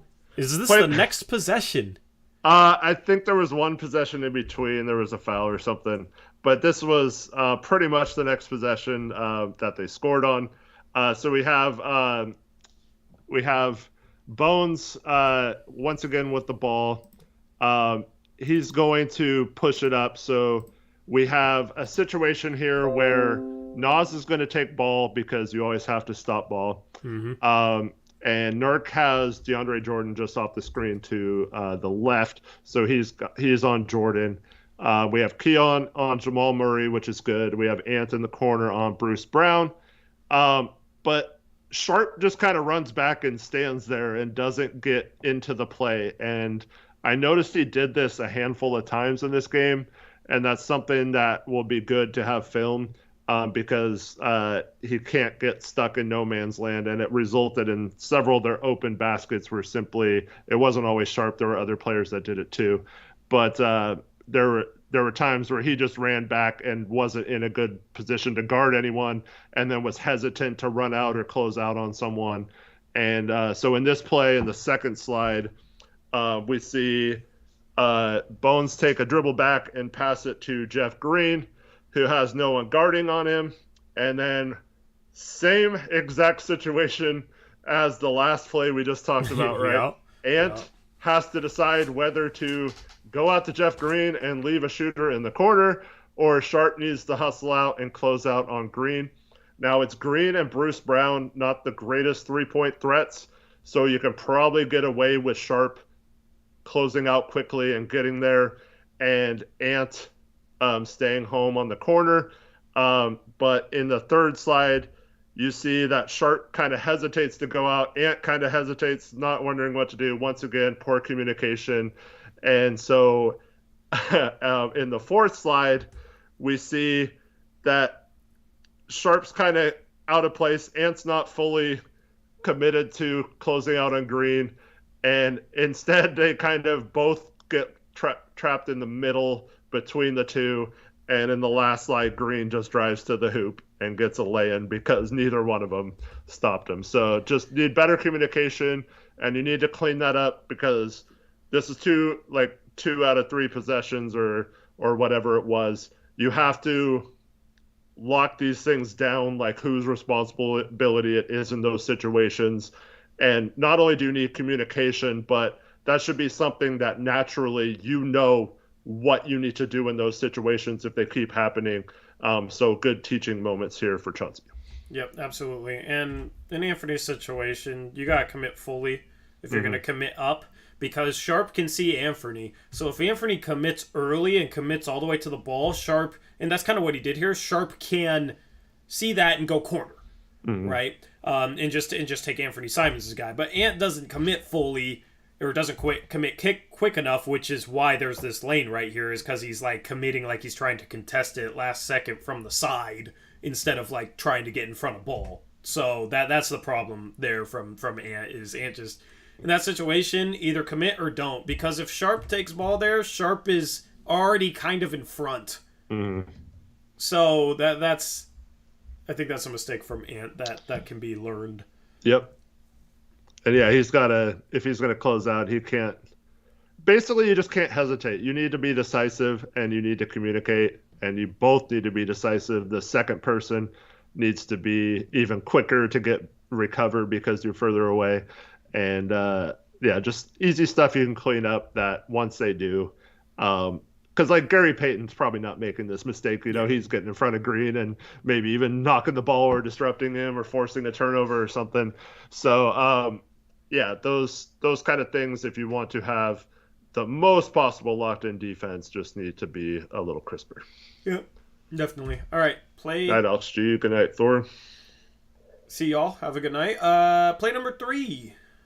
All right, so this is 2 plays, and just wanted to focus on the evolution of Ant's game and what kind of got him going in the third quarter.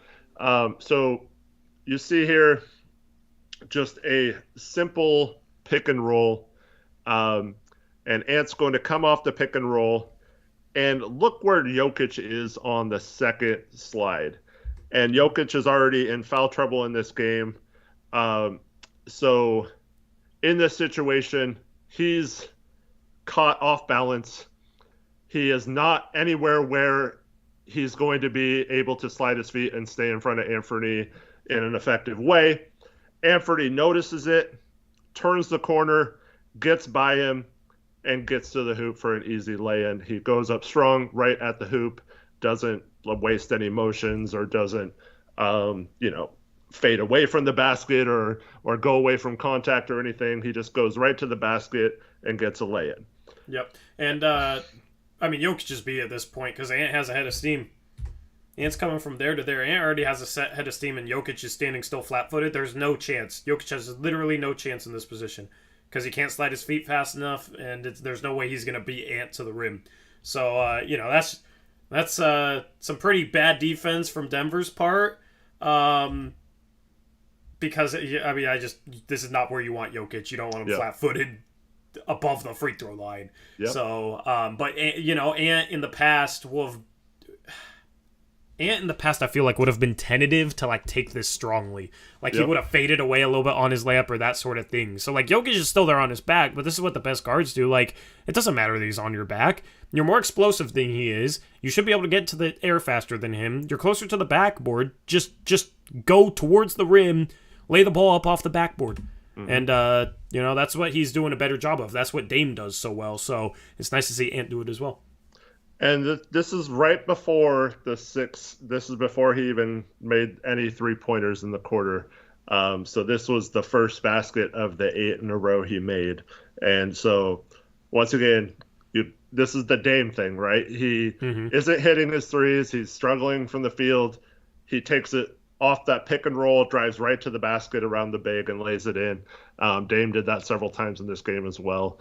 But just get an easy basket to show that you can put the ball through the hoop, if you're struggling. And then very next possession, we get the ball back, and here we go again. Ant has the ball.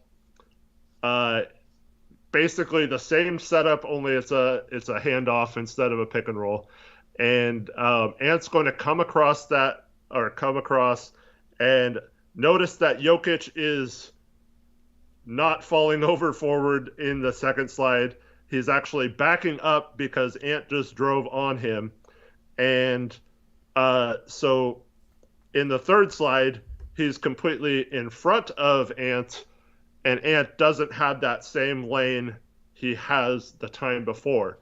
And so a split second read by Ant notices that Jamal Murray is super late getting through a nice Nurkic screen, and he has all this space. Jokic isn't going to come out and contest. He's worried about him driving past him for the second play in a row. And you see in the last slide, Anfernee pulls up for an easy 18-foot jump shot with no one around him, and he cashes that in. And so these 2 plays might not seem as important as 6 threes in a row, but just the spacing they got and his reads on these and then hitting both shots got him the confidence to then hit those 6 3-pointers in a row. And a lot of them were off pick and rolls based on these two plays, how they knew Denver was guarding them. And that's why we say you have to be less predictable if you're the Blazers on defense, because this is the type of thing that the Blazers would do on defense in years past, is have really talented playmakers with the ball, shot creators, that it was easy pickings for them because they knew exactly where they were going to get their shot depending on how the defense was set up. And I thought Ant did a really nice job on both of these good screens by Nurkic, and both times he made the right decision, and then he goes nuclear after that. Yep. Kieran, that's not true. I'll touch upon that in a second. But basically, the read Anfernee Simons is making here is just how deep is Jokic. I mean, you go back to this last play, Jokic is above the free throw line. Look at where Jokic is in this position compared to that position. That point, Jokic is backing up, but he's already under the free throw line, so you know you're going to be able to get to about the elbow and pull from there or pull from here. He's reading how deep Jokic is, and he knows coming off the screen that Jokic is going to be, he's not going to be trapping, he's not going to be hedging, he's going to be in that area, so then it becomes, okay, well, where exactly is he? Is he up high where I can beat him, or is he deeper into the paint where he doesn't have as much room to go to the rim here and beat him to the rim, but he has more room for that pull-up mid-range jump shot? And then here's the thing where also knowing your personnel matters, because if this is like an athletic center that's playing up a little bit higher that can maybe bother this jump shot but also stick with Ant to the rim, then it's, okay, can I get a pass to the big man? But the thing that's important with the pass to the big man is the guy who's guarding Grant in the corner, he's standing in the paint below Jokic, is he helping over onto Nurkic in this situation? Is he helping onto the roller? If he's helping too far, then it's a cross-court pass to Grant, who can shoot that three or attack that closeout and get into the paint and score at the rim. And that's the type of offense that the Blazers are preaching. Yeah, and on the previous play, when Ant gets the layup, this setup right here with Aaron Gordon and Michael Porter Jr. is exactly the same with those two as well, and neither of them moved the whole possession. So Ant knew neither of them were coming. And so once again, that's the right decision to pull up there no matter how you're shooting. Yep, absolutely. And then another read is if Michael Porter Jr., who's guarding Hart in the corner, plays up higher and isn't paying attention to Hart, and Hart can backdoor cut him, he should. And then Anfernee Simons just stops, hits the backdoor cutter, it's a layup. So, if Michael Porter Jr. tries to help onto this play, then Hart backdoors, it's a layup. That's how you run. That's just basic basketball. And then the evolution of this is Ant goes crazy, right?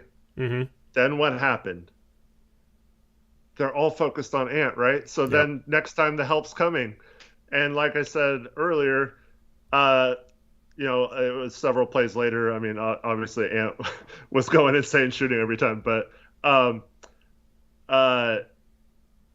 so Ant drives, all the attention's on him, and he kicks out to Damian Lillard, one of the best players in the NBA, for an open three. Like, that's the kind of thing that if we set it up right and you get the attention, there was a lot of times in the second half where Aaron Gordon was guarding Dame. They tried that in the playoffs too, and he just gets out there and tries to harass him. But they had to switch Aaron Gordon onto Ant for a while because Ant's going crazy. And this is the thing, like, because then teams will have to adjust if Ant's just picking them apart. And the more adjustments they make, the more of those things that Torrey broke down will be open, whether it's the skip pass to Grant or Michael Porter Jr. coming off Hart there. And that's why the shooters in this situation where Grant and Hart have to shoot that shot if they're open. Yep, absolutely. Anyway, thank you for the breakdowns, Eric. Really good plays there. Now, let's read this dono message. So there's a dono from Brady Sieg, $2 dono, says, ever consider a Blazers Uprise and Jack Ramsey's collab? And then there's another $2 dono after some people in chat responded to that, said, didn't mean to troll with the Jack Ramsey's question, LOL my B. It's all good, Brady. Thank you for the donations. I know we have a lot of new viewers that don't really know like the history of the channel or the history we have between specific people, but to put it lightly, we're just not fond of each other. It is what it is. It's, nothing that I want to go into detail about or anything, but they're not fond of us. We're not fond of them. That happens. That happens. But I've known of Dan Marang before he even started writing for Blazers Edge.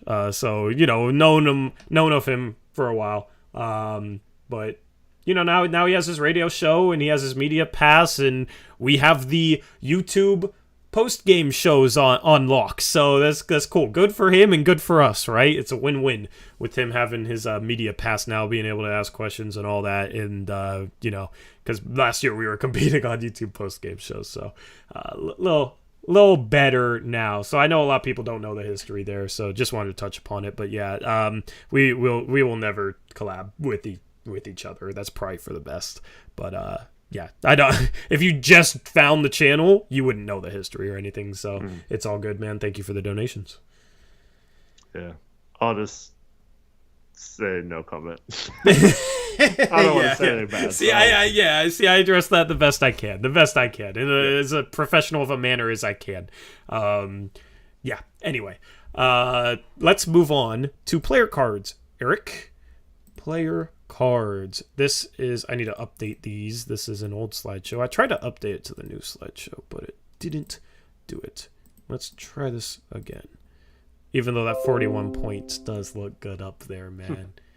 And then we're gonna animate some of the fire for next stream. I think that's the plan right now. But Dame's 41 points turns into a 31 point, Eric. But 10 for 16 from the field, 4 for 7 from 3, 8 assists, some of those setting up Ant, 7 for 8 from the free throw line. Crazy efficient night for Dame. 31 point outing. Quiet 31 with the way Anfernee Simons went off there. He's good once again tonight. Yeah, just great game for Dame. Those worried about his assist numbers too. There you go, 8 assists. Got to the line 8 times. Felt like he really put the pressure on the defense. Probably should have gotten the line more if the refs were calling it. But and he cut down on the stupid turnovers tonight. That's good to see as well.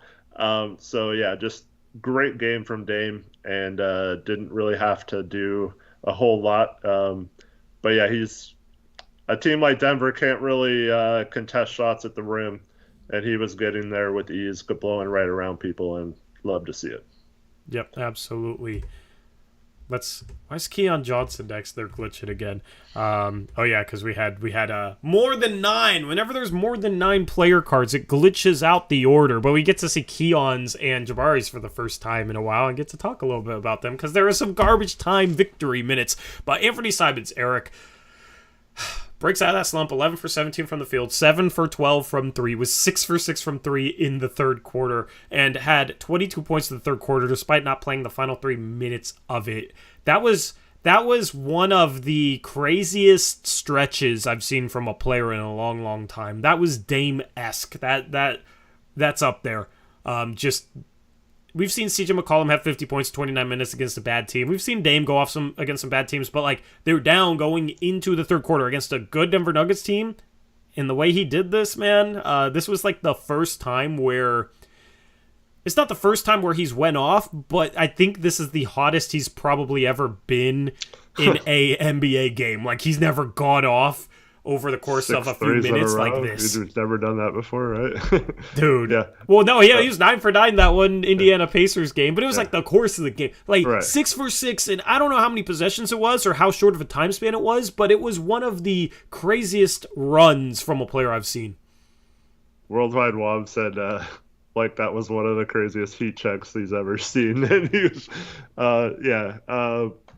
just an insane performance that third quarter. I didn't want him to go out. I wanted to see him keep going. I know. But yeah, Dame actually made a couple of big baskets after that stretch when Ant went out, so it ended up being fine. But I would have liked to see what he did the last 3 minutes of that quarter if he kept going. Absolutely. We already talked a lot about Anfernee Simons. Anything else you wanted to say on him? No, just I'm so happy that he had a good game and hopefully gets his confidence back. He's not going to shoot this well every game, but he's not going to shoot as bad as he did before.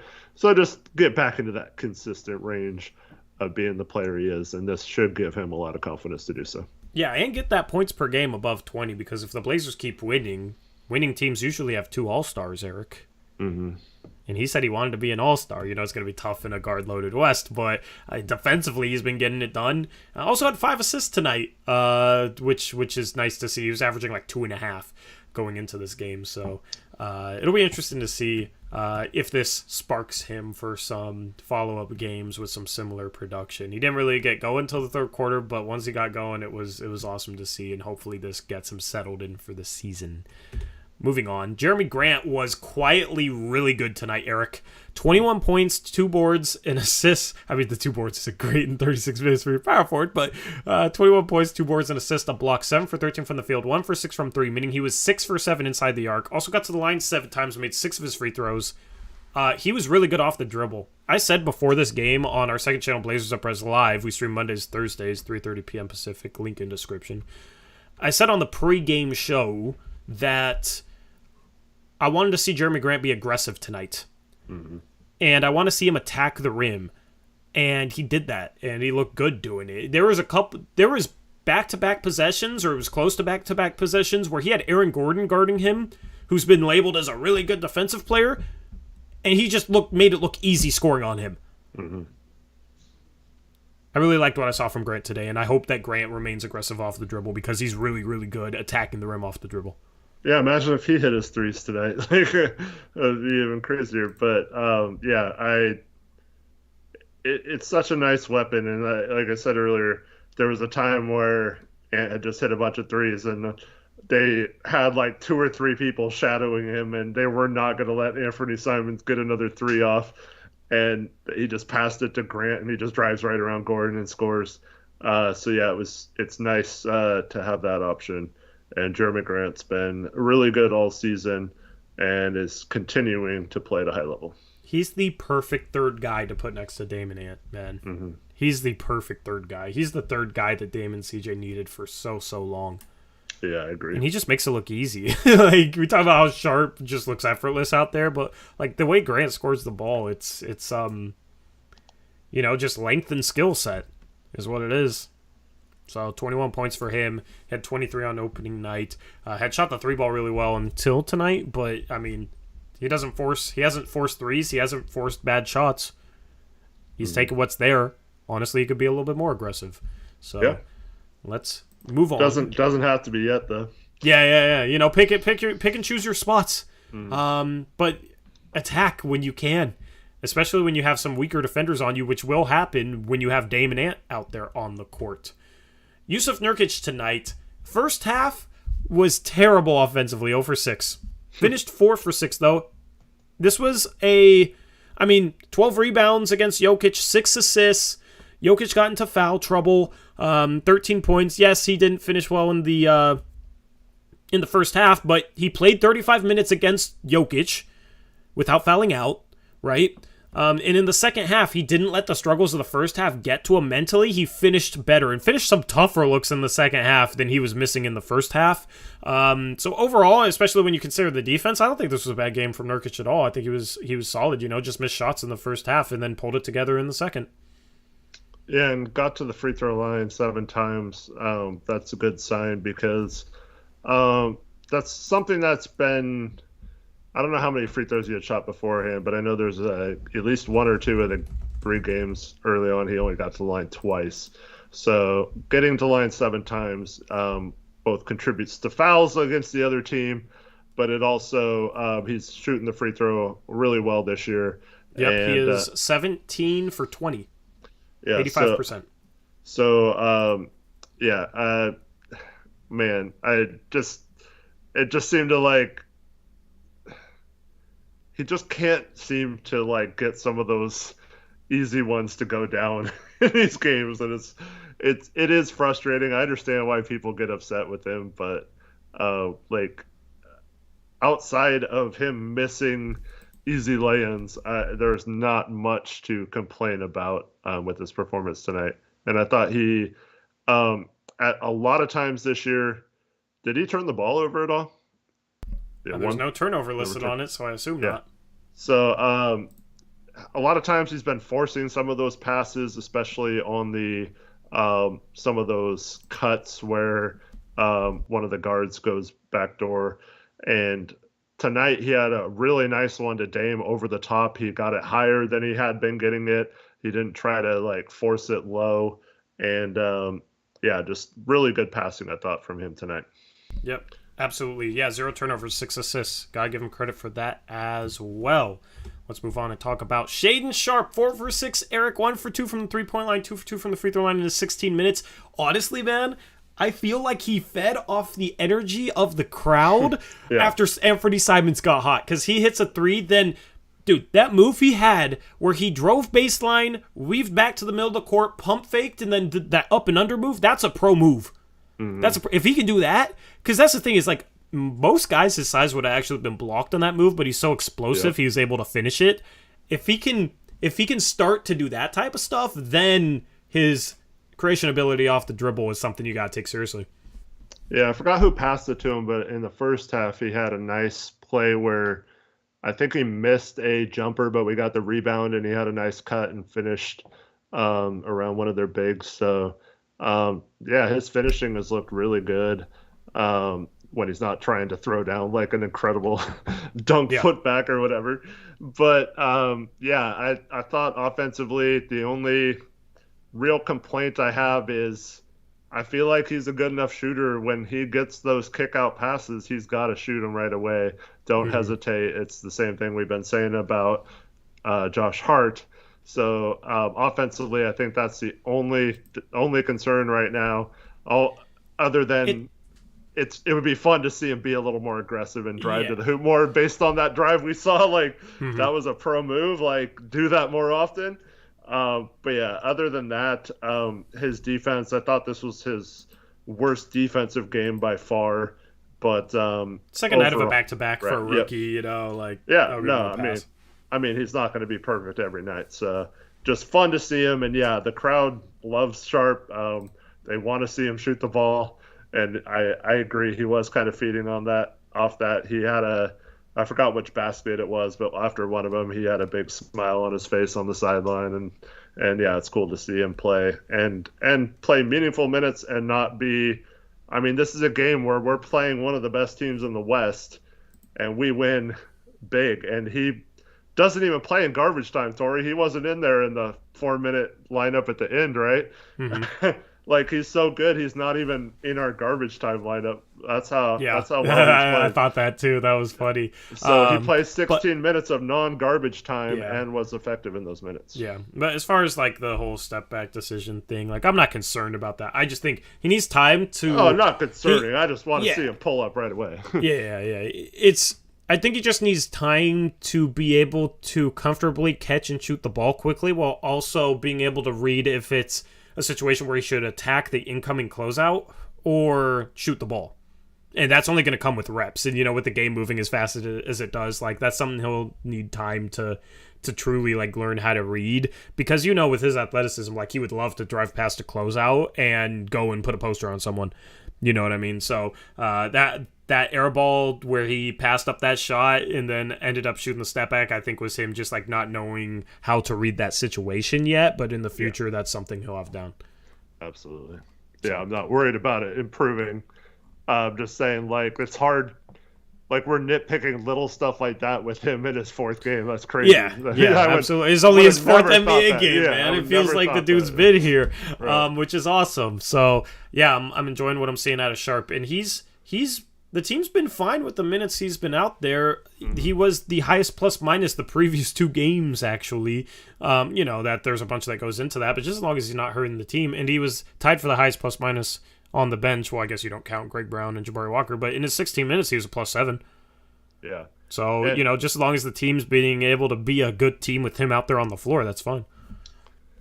And this is something that we talked about all offseason, but Definitive One says, OG Dame and the youngsters, I love it. And that's, like, Dame is only 32. You see what Chris Paul did at 36 with the Phoenix Suns a couple years ago. Another one of those teams you were talking about earlier that went from not making the playoffs to like the first, or I think they were the second seed when they went to the finals. but like had an incredible season out of nowhere. I mean, people expected him to be good when they got Chris Paul, but not like 1 or 2 seed good. And um, so Dame's 4 years younger than Chris Paul, and you have all this youth around him. You have an Anfernee Simons type player who is capable of doing a lot of the things Dame can do, but is almost a decade younger than him. Shaden Sharp's like 12, 13 years younger than him. Nasir Little's young. Nurkic and Grant are kind of in between, where they're still at the beginning of their primes, but not old enough to necessarily be worrisome, not young enough to where they're like included with the young guys, but they're both in that range where they're still considered players that have a long window left. So why can't this team develop a young core with Dame over the next couple years and build a championship roster with Dame as he's older, not having to do as much because we have all these young guys who can. And it's exciting to see that. Yep, absolutely. And it was just cool because first half it was like first generation, it's Dame. Mm-hmm. Third quarter, it's second generation, it's Simons. And then after Simons got hot and got subbed out, Sharp had a couple like moments where one of them was hitting that three, and it was the third generation. Mm-hmm. You know what I mean? Like, that was really, really cool to me when Sharp had a couple good moments after Simons had that great third quarter and Dame had the great first half. Yep. So, loving it. Let me get caught up on donos before we move on to the next player card. Shout out to Play by Play, $5 donation. He says, "Funny, I haven't seen any running from the grind jokes this year. We're very dangerous. Can't wait to see what we look like when we insert Gary Payton II with eyeballs and fire emojis." Yeah, with the way this team's attacking and like certain guys are making the right cuts and you got some playmakers, like I think GP2 will fit in offensively, and then defensively, I'm so excited to see. I mean, this team is already playing with a great energy about them, and you insert Gary Payton II's energy into that, man. Yeah. I'm speechless. Obviously, I don't even know what to say about that. That'll be fun. Mm-hmm. So can't wait. Hopefully he's back soon, man. Shout out Hyperprime, $10 donation, says, "Glad we won tonight. Was lucky to watch the last 5 minutes, but seeing Jokic struggling was too nice. I get to see this team in person on Wednesday. Can't wait to be a part of the atmosphere in Moda Center." Absolutely, Hyperprime. Thank you for the donation. Shout out Daniel Zirkle with the $20 donation with no message. Daniel, I don't know if you meant to leave a message or not. Sometimes YouTube will remove the message from them, but we definitely would want to read off any message you meant to leave with a $20 dono. So thank you for that. Let me know if you had a message with that YouTube removed and we can read it off. Shout out Hyperprime, $2 donation, says, "Jokic almost broke Wilt's record tonight." Jokic and Wilt are tied for triple doubles tonight. Did you see his stat line? His final stat line, Eric? Jokic's? I heard it with a few minutes left. It was like 8, and 8 or something like that. It's triple nines. Triple nines, yeah. Triple nines for Jokic. So not even a single double, but almost a triple double for Jokic. But he only shot 4 times in 27 minutes, Eric. What was up with that? I don't know, man. Do we give credit to Nurk? Like, it was like he was not out there. It was weird. Yeah, I mean, a little bit of it was the foul trouble, so that was huge. But still, 27 minutes, 4 shots. Yeah, I think he wasn't really... Because, like, normally he'll shoot some threes if you leave him open, but he wasn't open long enough to necessarily shoot them, and then he was trying to get to the rim, but I felt like... this was one of the best games Nurk has played at staying in front of him and not letting him get by him or get to his little hook shots or whatever. Mm-hmm. And then also, it's coming up on the player card, so I don't want to get too far ahead of it, but Eubanks, I thought, did a really, really good job in the minutes he played too. So got to give him credit for stepping up in that position. And, I mean, the one of Jokic's baskets, like I said, full arm extended push off on Eubanks. And then later Jokic tries to flop when Nurk didn't even touch him. And I'm so glad they didn't call that one. But yeah, the other one should have been an offensive foul on Jokic. But I mean, I'm not going to complain about the ref being in a game where we win by 25. So, but yeah, I thought Eubanks did a really, really good job defensively in this game. Yep, absolutely. And then one final donation we have on tap. Pat Mack with the $5 donation says, in your guys' opinion, who deserves more credit for this team? Cronin or Billups? Huge fan of the show and graphics this year are next level. Go Blazers. And I'll have a couple additional things coming up in the future. I've just been vibing with this winning streak and just kind of enjoying things. So still got some things I want to do. Thank you, Pat Mack, for the $5 donation. And as far as who deserves more credit, I mean, both deserve credit. Cronin, I think, has a vision for this team, and we complained about the execution of it. Like, I still don't think the Clippers trade was a good trade at all. Yes, you got Justice Winslow, but you could have had Justice Winslow for a second-round pick. And I think Norman Powell and Robert Covington still deserved more, or could have gotten more than a Keon Johnson on the trade market. So still don't think that's a great move. The CJ McCollum for Josh Hart move, like asset-wise, it's fine now because you turned CJ McCollum into Josh Hart and Jerami Grant, and those are our starting forwards, and they're perfect for us.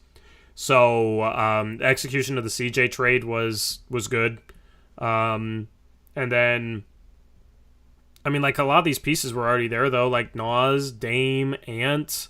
Shout out to Olshey for drafting Anfernee Simons 24th overall. That was, people laughed when he said this is the most talented player I've ever drafted. And now, I mean, look at Anfernee Simons tonight, man. And still only 23 years old, still young, still has a lot of growth ahead of him. Nas 25th pick. Who am I missing that's a key part of this team? I mean, Eubanks was a minimum signing. Well, we haven't seen the big acquisition, Gary Payton. Yeah. We haven't even seen him yet, so it's hard to give Cronin or Billups props for that. And yeah, I mean, this is what I think the key thing is trying to figure out how to word this. It's that everyone is in unison in our front office, I feel like. Yeah. So Cronin is speaking to Billups, he's speaking to Dame. He's factoring what type of players they want into his decision-making process. So it's guys that Billups wanted to have on the team and that Dame wanted to have on the team. And Cronin gets credit for going out and getting those guys. We both felt like the cupboard was more stacked than was given credit for with some of these players already on the team, like you mentioned. But yeah, it's hard to argue with the job that either of them are doing so far. Cronin has brought in players that compete, that get the job done on the court and who are relentless. And those are the type of players Chauncey needed to make his system work. So it's just, I think they both get credit for not having an ego. And then Cronin also deserves credit for hiring really smart people in the front office as assistant GMs, where a lot of GMs, if you're a young GM, wouldn't want to hire, say, a Mike Schmitz or what's his name? Andre Patterson or something like that, like a well-respected Cleveland assistant GM that he brought over. Like those type of guys, like a lot of us, like first-time GMs don't want those kind of guys there because then it's like the power struggle or, you're insecure about whether they'll take your job if you do a bad one or whatever.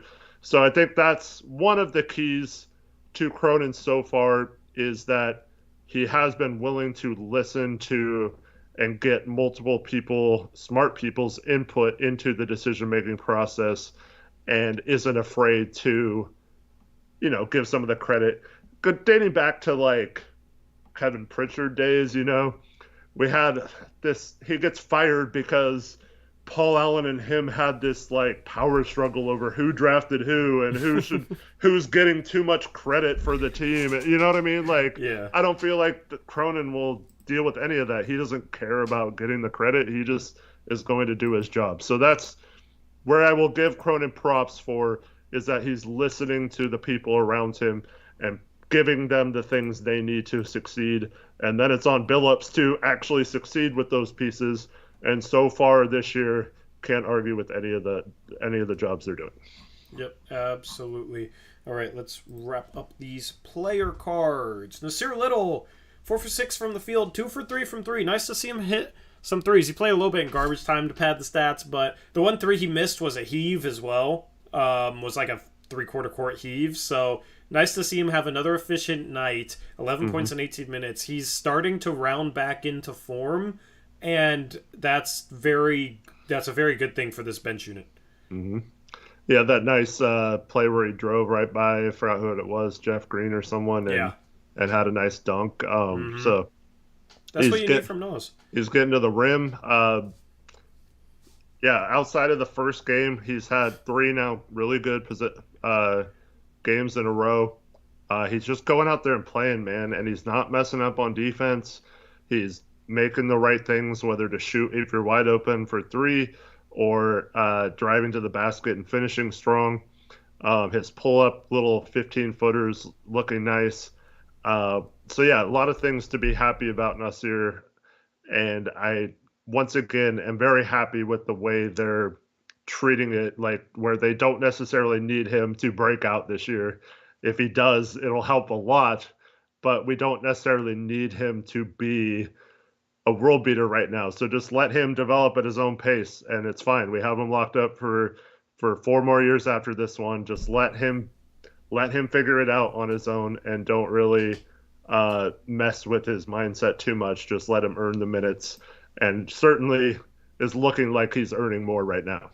Yep, absolutely. And the key for him offensively is just to play off the ball movement, make the right cuts, attack closeouts when teams close out on him and he gets a kick-out pass, and then if he's left completely open, knock down the three-point shot consistently. If he can just do that, he's a really good fit on this team, and then also he's a transition threat as a lane filler. So I think his offensive game fits the style of play for this team.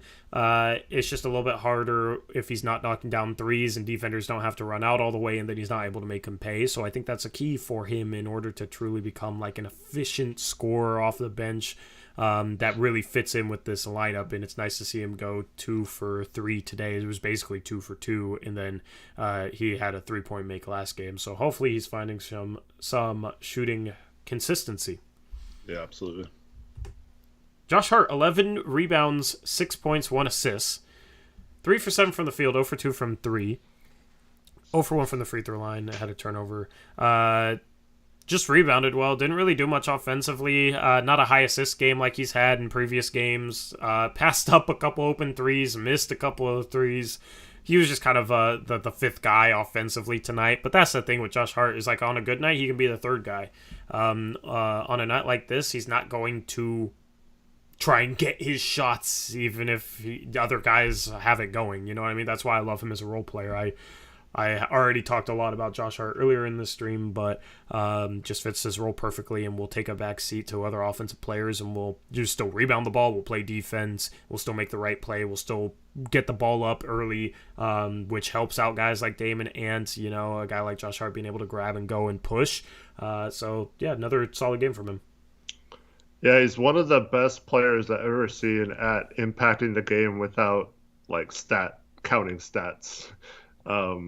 Just whether it's being in the right spot or tipping a ball or just like whatever it is the case, he just has a knack for doing the right things and being in the right positions and making winning basketball plays. And yeah, so nice to have a player like that. Yep. Let's move on and talk about Drew Eubanks. So you already just recently touched upon him. Anything else you wanted to add? No, I just thought he played a really good game. We needed him to step up on Jokic, and I felt like he did a really good job. Just real positive out there. And if you get that kind of performance where he's flying around, he protected the rim well a few times, stood his ground. I can't really ask for much more than him. Had a couple of good rotations where he recovered back to his man after a screen, things like that. I don't think you can complain or say that we need someone better if he plays like this, or just at least is not a negative in the minutes he has. Yep, absolutely. And then debuting the player card for Greg Brown. That's the Greg Brown picture for this year's player cards. I mean, he came in, it was vibing. With Greg Brown, it's always a vibe, right? But attacked the rim twice, got an and one, missed the free throw, but I mean, had a couple nice drives where he handled the ball decently well. It was nice to see. We haven't seen him in a while. Yeah, his first action tonight, and then a couple players we'll get to after this first action tonight. Mm-hmm. I mean, I don't know if it's just garbage time, but he actually looked a lot better tonight. Like, he was putting the ball on the ground with confidence, finishing around the hoop. Defensively, he made a couple of nice rotations and stuff. So, yeah, I mean, I don't know how much he'll play at all this year, sans injuries, but just always nice to have an athletic guy who's always happy, and he just seems to have this exuberance about him, whether he's playing or not. And that's always a good locker room presence to have players like that. Yep, absolutely, man. Couldn't say it better myself. We got, skip over name, Keon Johnson debuting his player card. Man, that Keon Johnson picture looks ferocious. You can see like the fire in his eyes, man. 3 points, 2 rebounds, 2 blocks in 10 minutes today. I actually got some meaningful minutes with Justice Winslow out. He played a little bit. Knocked down a 3 there in the first half. Couple of blocks, nice to see. 3 turnovers, though, in 10 minutes. Not the best. Yeah, I thought he looked a little nervous or unsure of himself when he first got in the game. Mm-hmm. Obviously, he calmed down in the second half, but then he hit that 3, which was part of like the run to where we were trying to get back in the game, being down 10 to 12 points a lot in the first half. So it was nice to see him shoot that confidently. He took a bad 3 in garbage time, so that I don't really count that.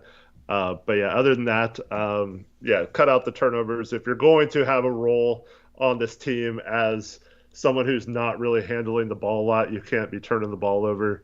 But other than that, nice to see him get some run, and I don't think he played terrible outside the turnovers. Yep. And then Jabari Walker made his NBA debut today, Eric, and scored.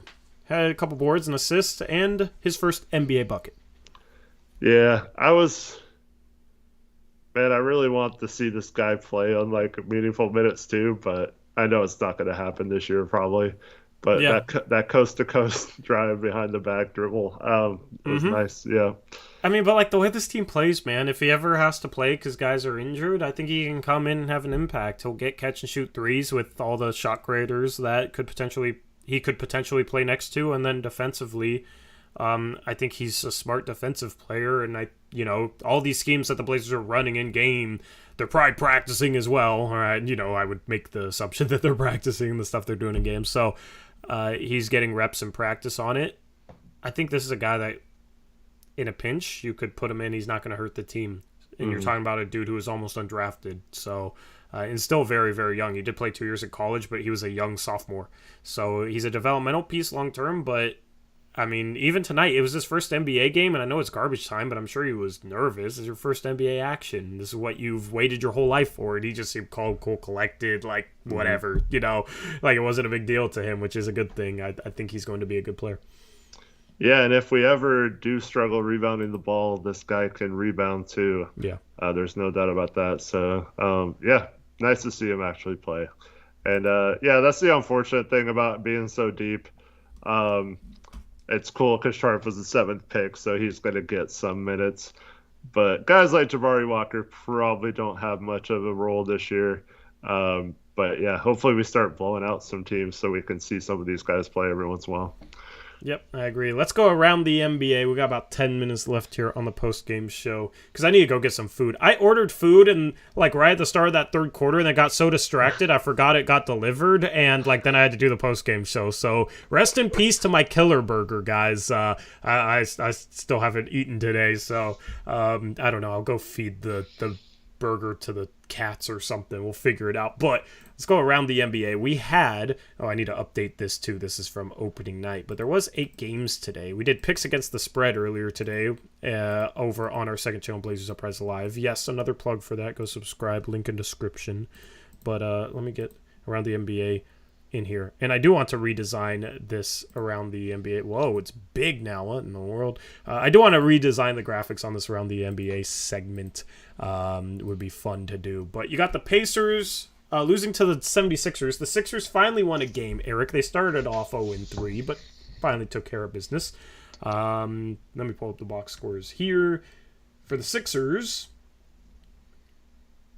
Sorry, let me pull up the box scores. For the Sixers, you had Embiid with 26, Harden with 29 on 10 for 18. For the Pacers, Mathurin off the bench 6 for 16 from the field, 17 points. Will be interesting to see when he starts. I assume he starts at some point this season. Tyrese Halliburton has been phenomenal all year, 19 points, 10 assists. You got the Raptors beating the Miami Heat. I doubled down on the Miami Heat once again today, and it backfired once again, just like it did on the first day of picks against the spread. So I'm never, ever, ever, ever, ever going to double down on the Miami Heat ever again, because they burnt me last year too, and I can't stand them. For the Raptors, 24 from Van Vliet, 9 assists for him, 23 points from Siakam, who's been playing good basketball. Inefficient night, but they still get the win. 26 for Jimmy Butler. Miami is 1-3. That is the Blazers' next opponent. They've struggled to start this season. Coming out on a West Coast road trip. This is a home game, so they'll travel tomorrow. And, so try to get them on the first game of a road trip. Yep. I'll look into it, tomorrow and see why Miami's been struggling. I haven't been paying full attention to them, but Kyle Lowry was rough tonight, 1 for 8. Bam Adebayo, 4 for 14, all on twos. So, even Bam Adebayo, who's a top 5 center, has his nights where he can't finish. And then, they're starting Max Strus right now, Tyler Hero, Jimmy Butler. Miami's not looking too good right now. The Knicks beat the Magic, who were without a couple players today, including Franz Wagner. The Knicks are 2-1. They were led by 25 points from Julius Randle, 10 for 19, efficient night for him. Brunson had 21, RJ Barrett 20. For the Magic, Banchero, 6 for 13, had 21 points, got to the line 11 times as a rookie. That's impressive. The Rockets beat the Jazz 114-108. The Jazz finally lose a game. The Rockets finally win a game. The Jazz were 3-0. The Rockets were 0-3 before this one. But the Rockets were led by one of your favorite players out of the draft, Jabari Smith, had 21 points on 6 for 10 shooting. Kevin Porter Jr., 8 for 19, 26 points, 10 boards. Jalen Green, 25 on 9 for 16. This Houston team, the Blazers will see on this home stand after the Heat game. And this is a Houston team with some good young players that'll come in and play hard and play with some energy. They mentioned something on the Blazers broadcast tonight about Jabari Smith and Jalen Green getting into it a little bit. Really? Does anyone in chat know what happened there? I'd be interested to hear what more. Yeah, chat, give us the update on that. Shipless Stewart says Jabari Smith got in an argument with Jalen Green. Yeah, what was it about? Like, what happened? Interesting. Yeah, give us the summary, and as we finish up around the NBA. Bulls beat Celtics 120-102 for the Bulls. 25 from DeRozan. Zach LaVine's back. He had 19 on 5 for 15 shooting, and 22 from Ayo Dosunmu on 9 for 10 from the field, 4 for 4 from 3. He's been phenomenal starting out this season for the injured Lonzo Ball. For the Celtics, Jason Tatum, 26 points in the loss. The Grizzlies beat the Nets 134-124. The Grizzlies are the last game of this homestand for the Blazers. They take care of business against Brooklyn.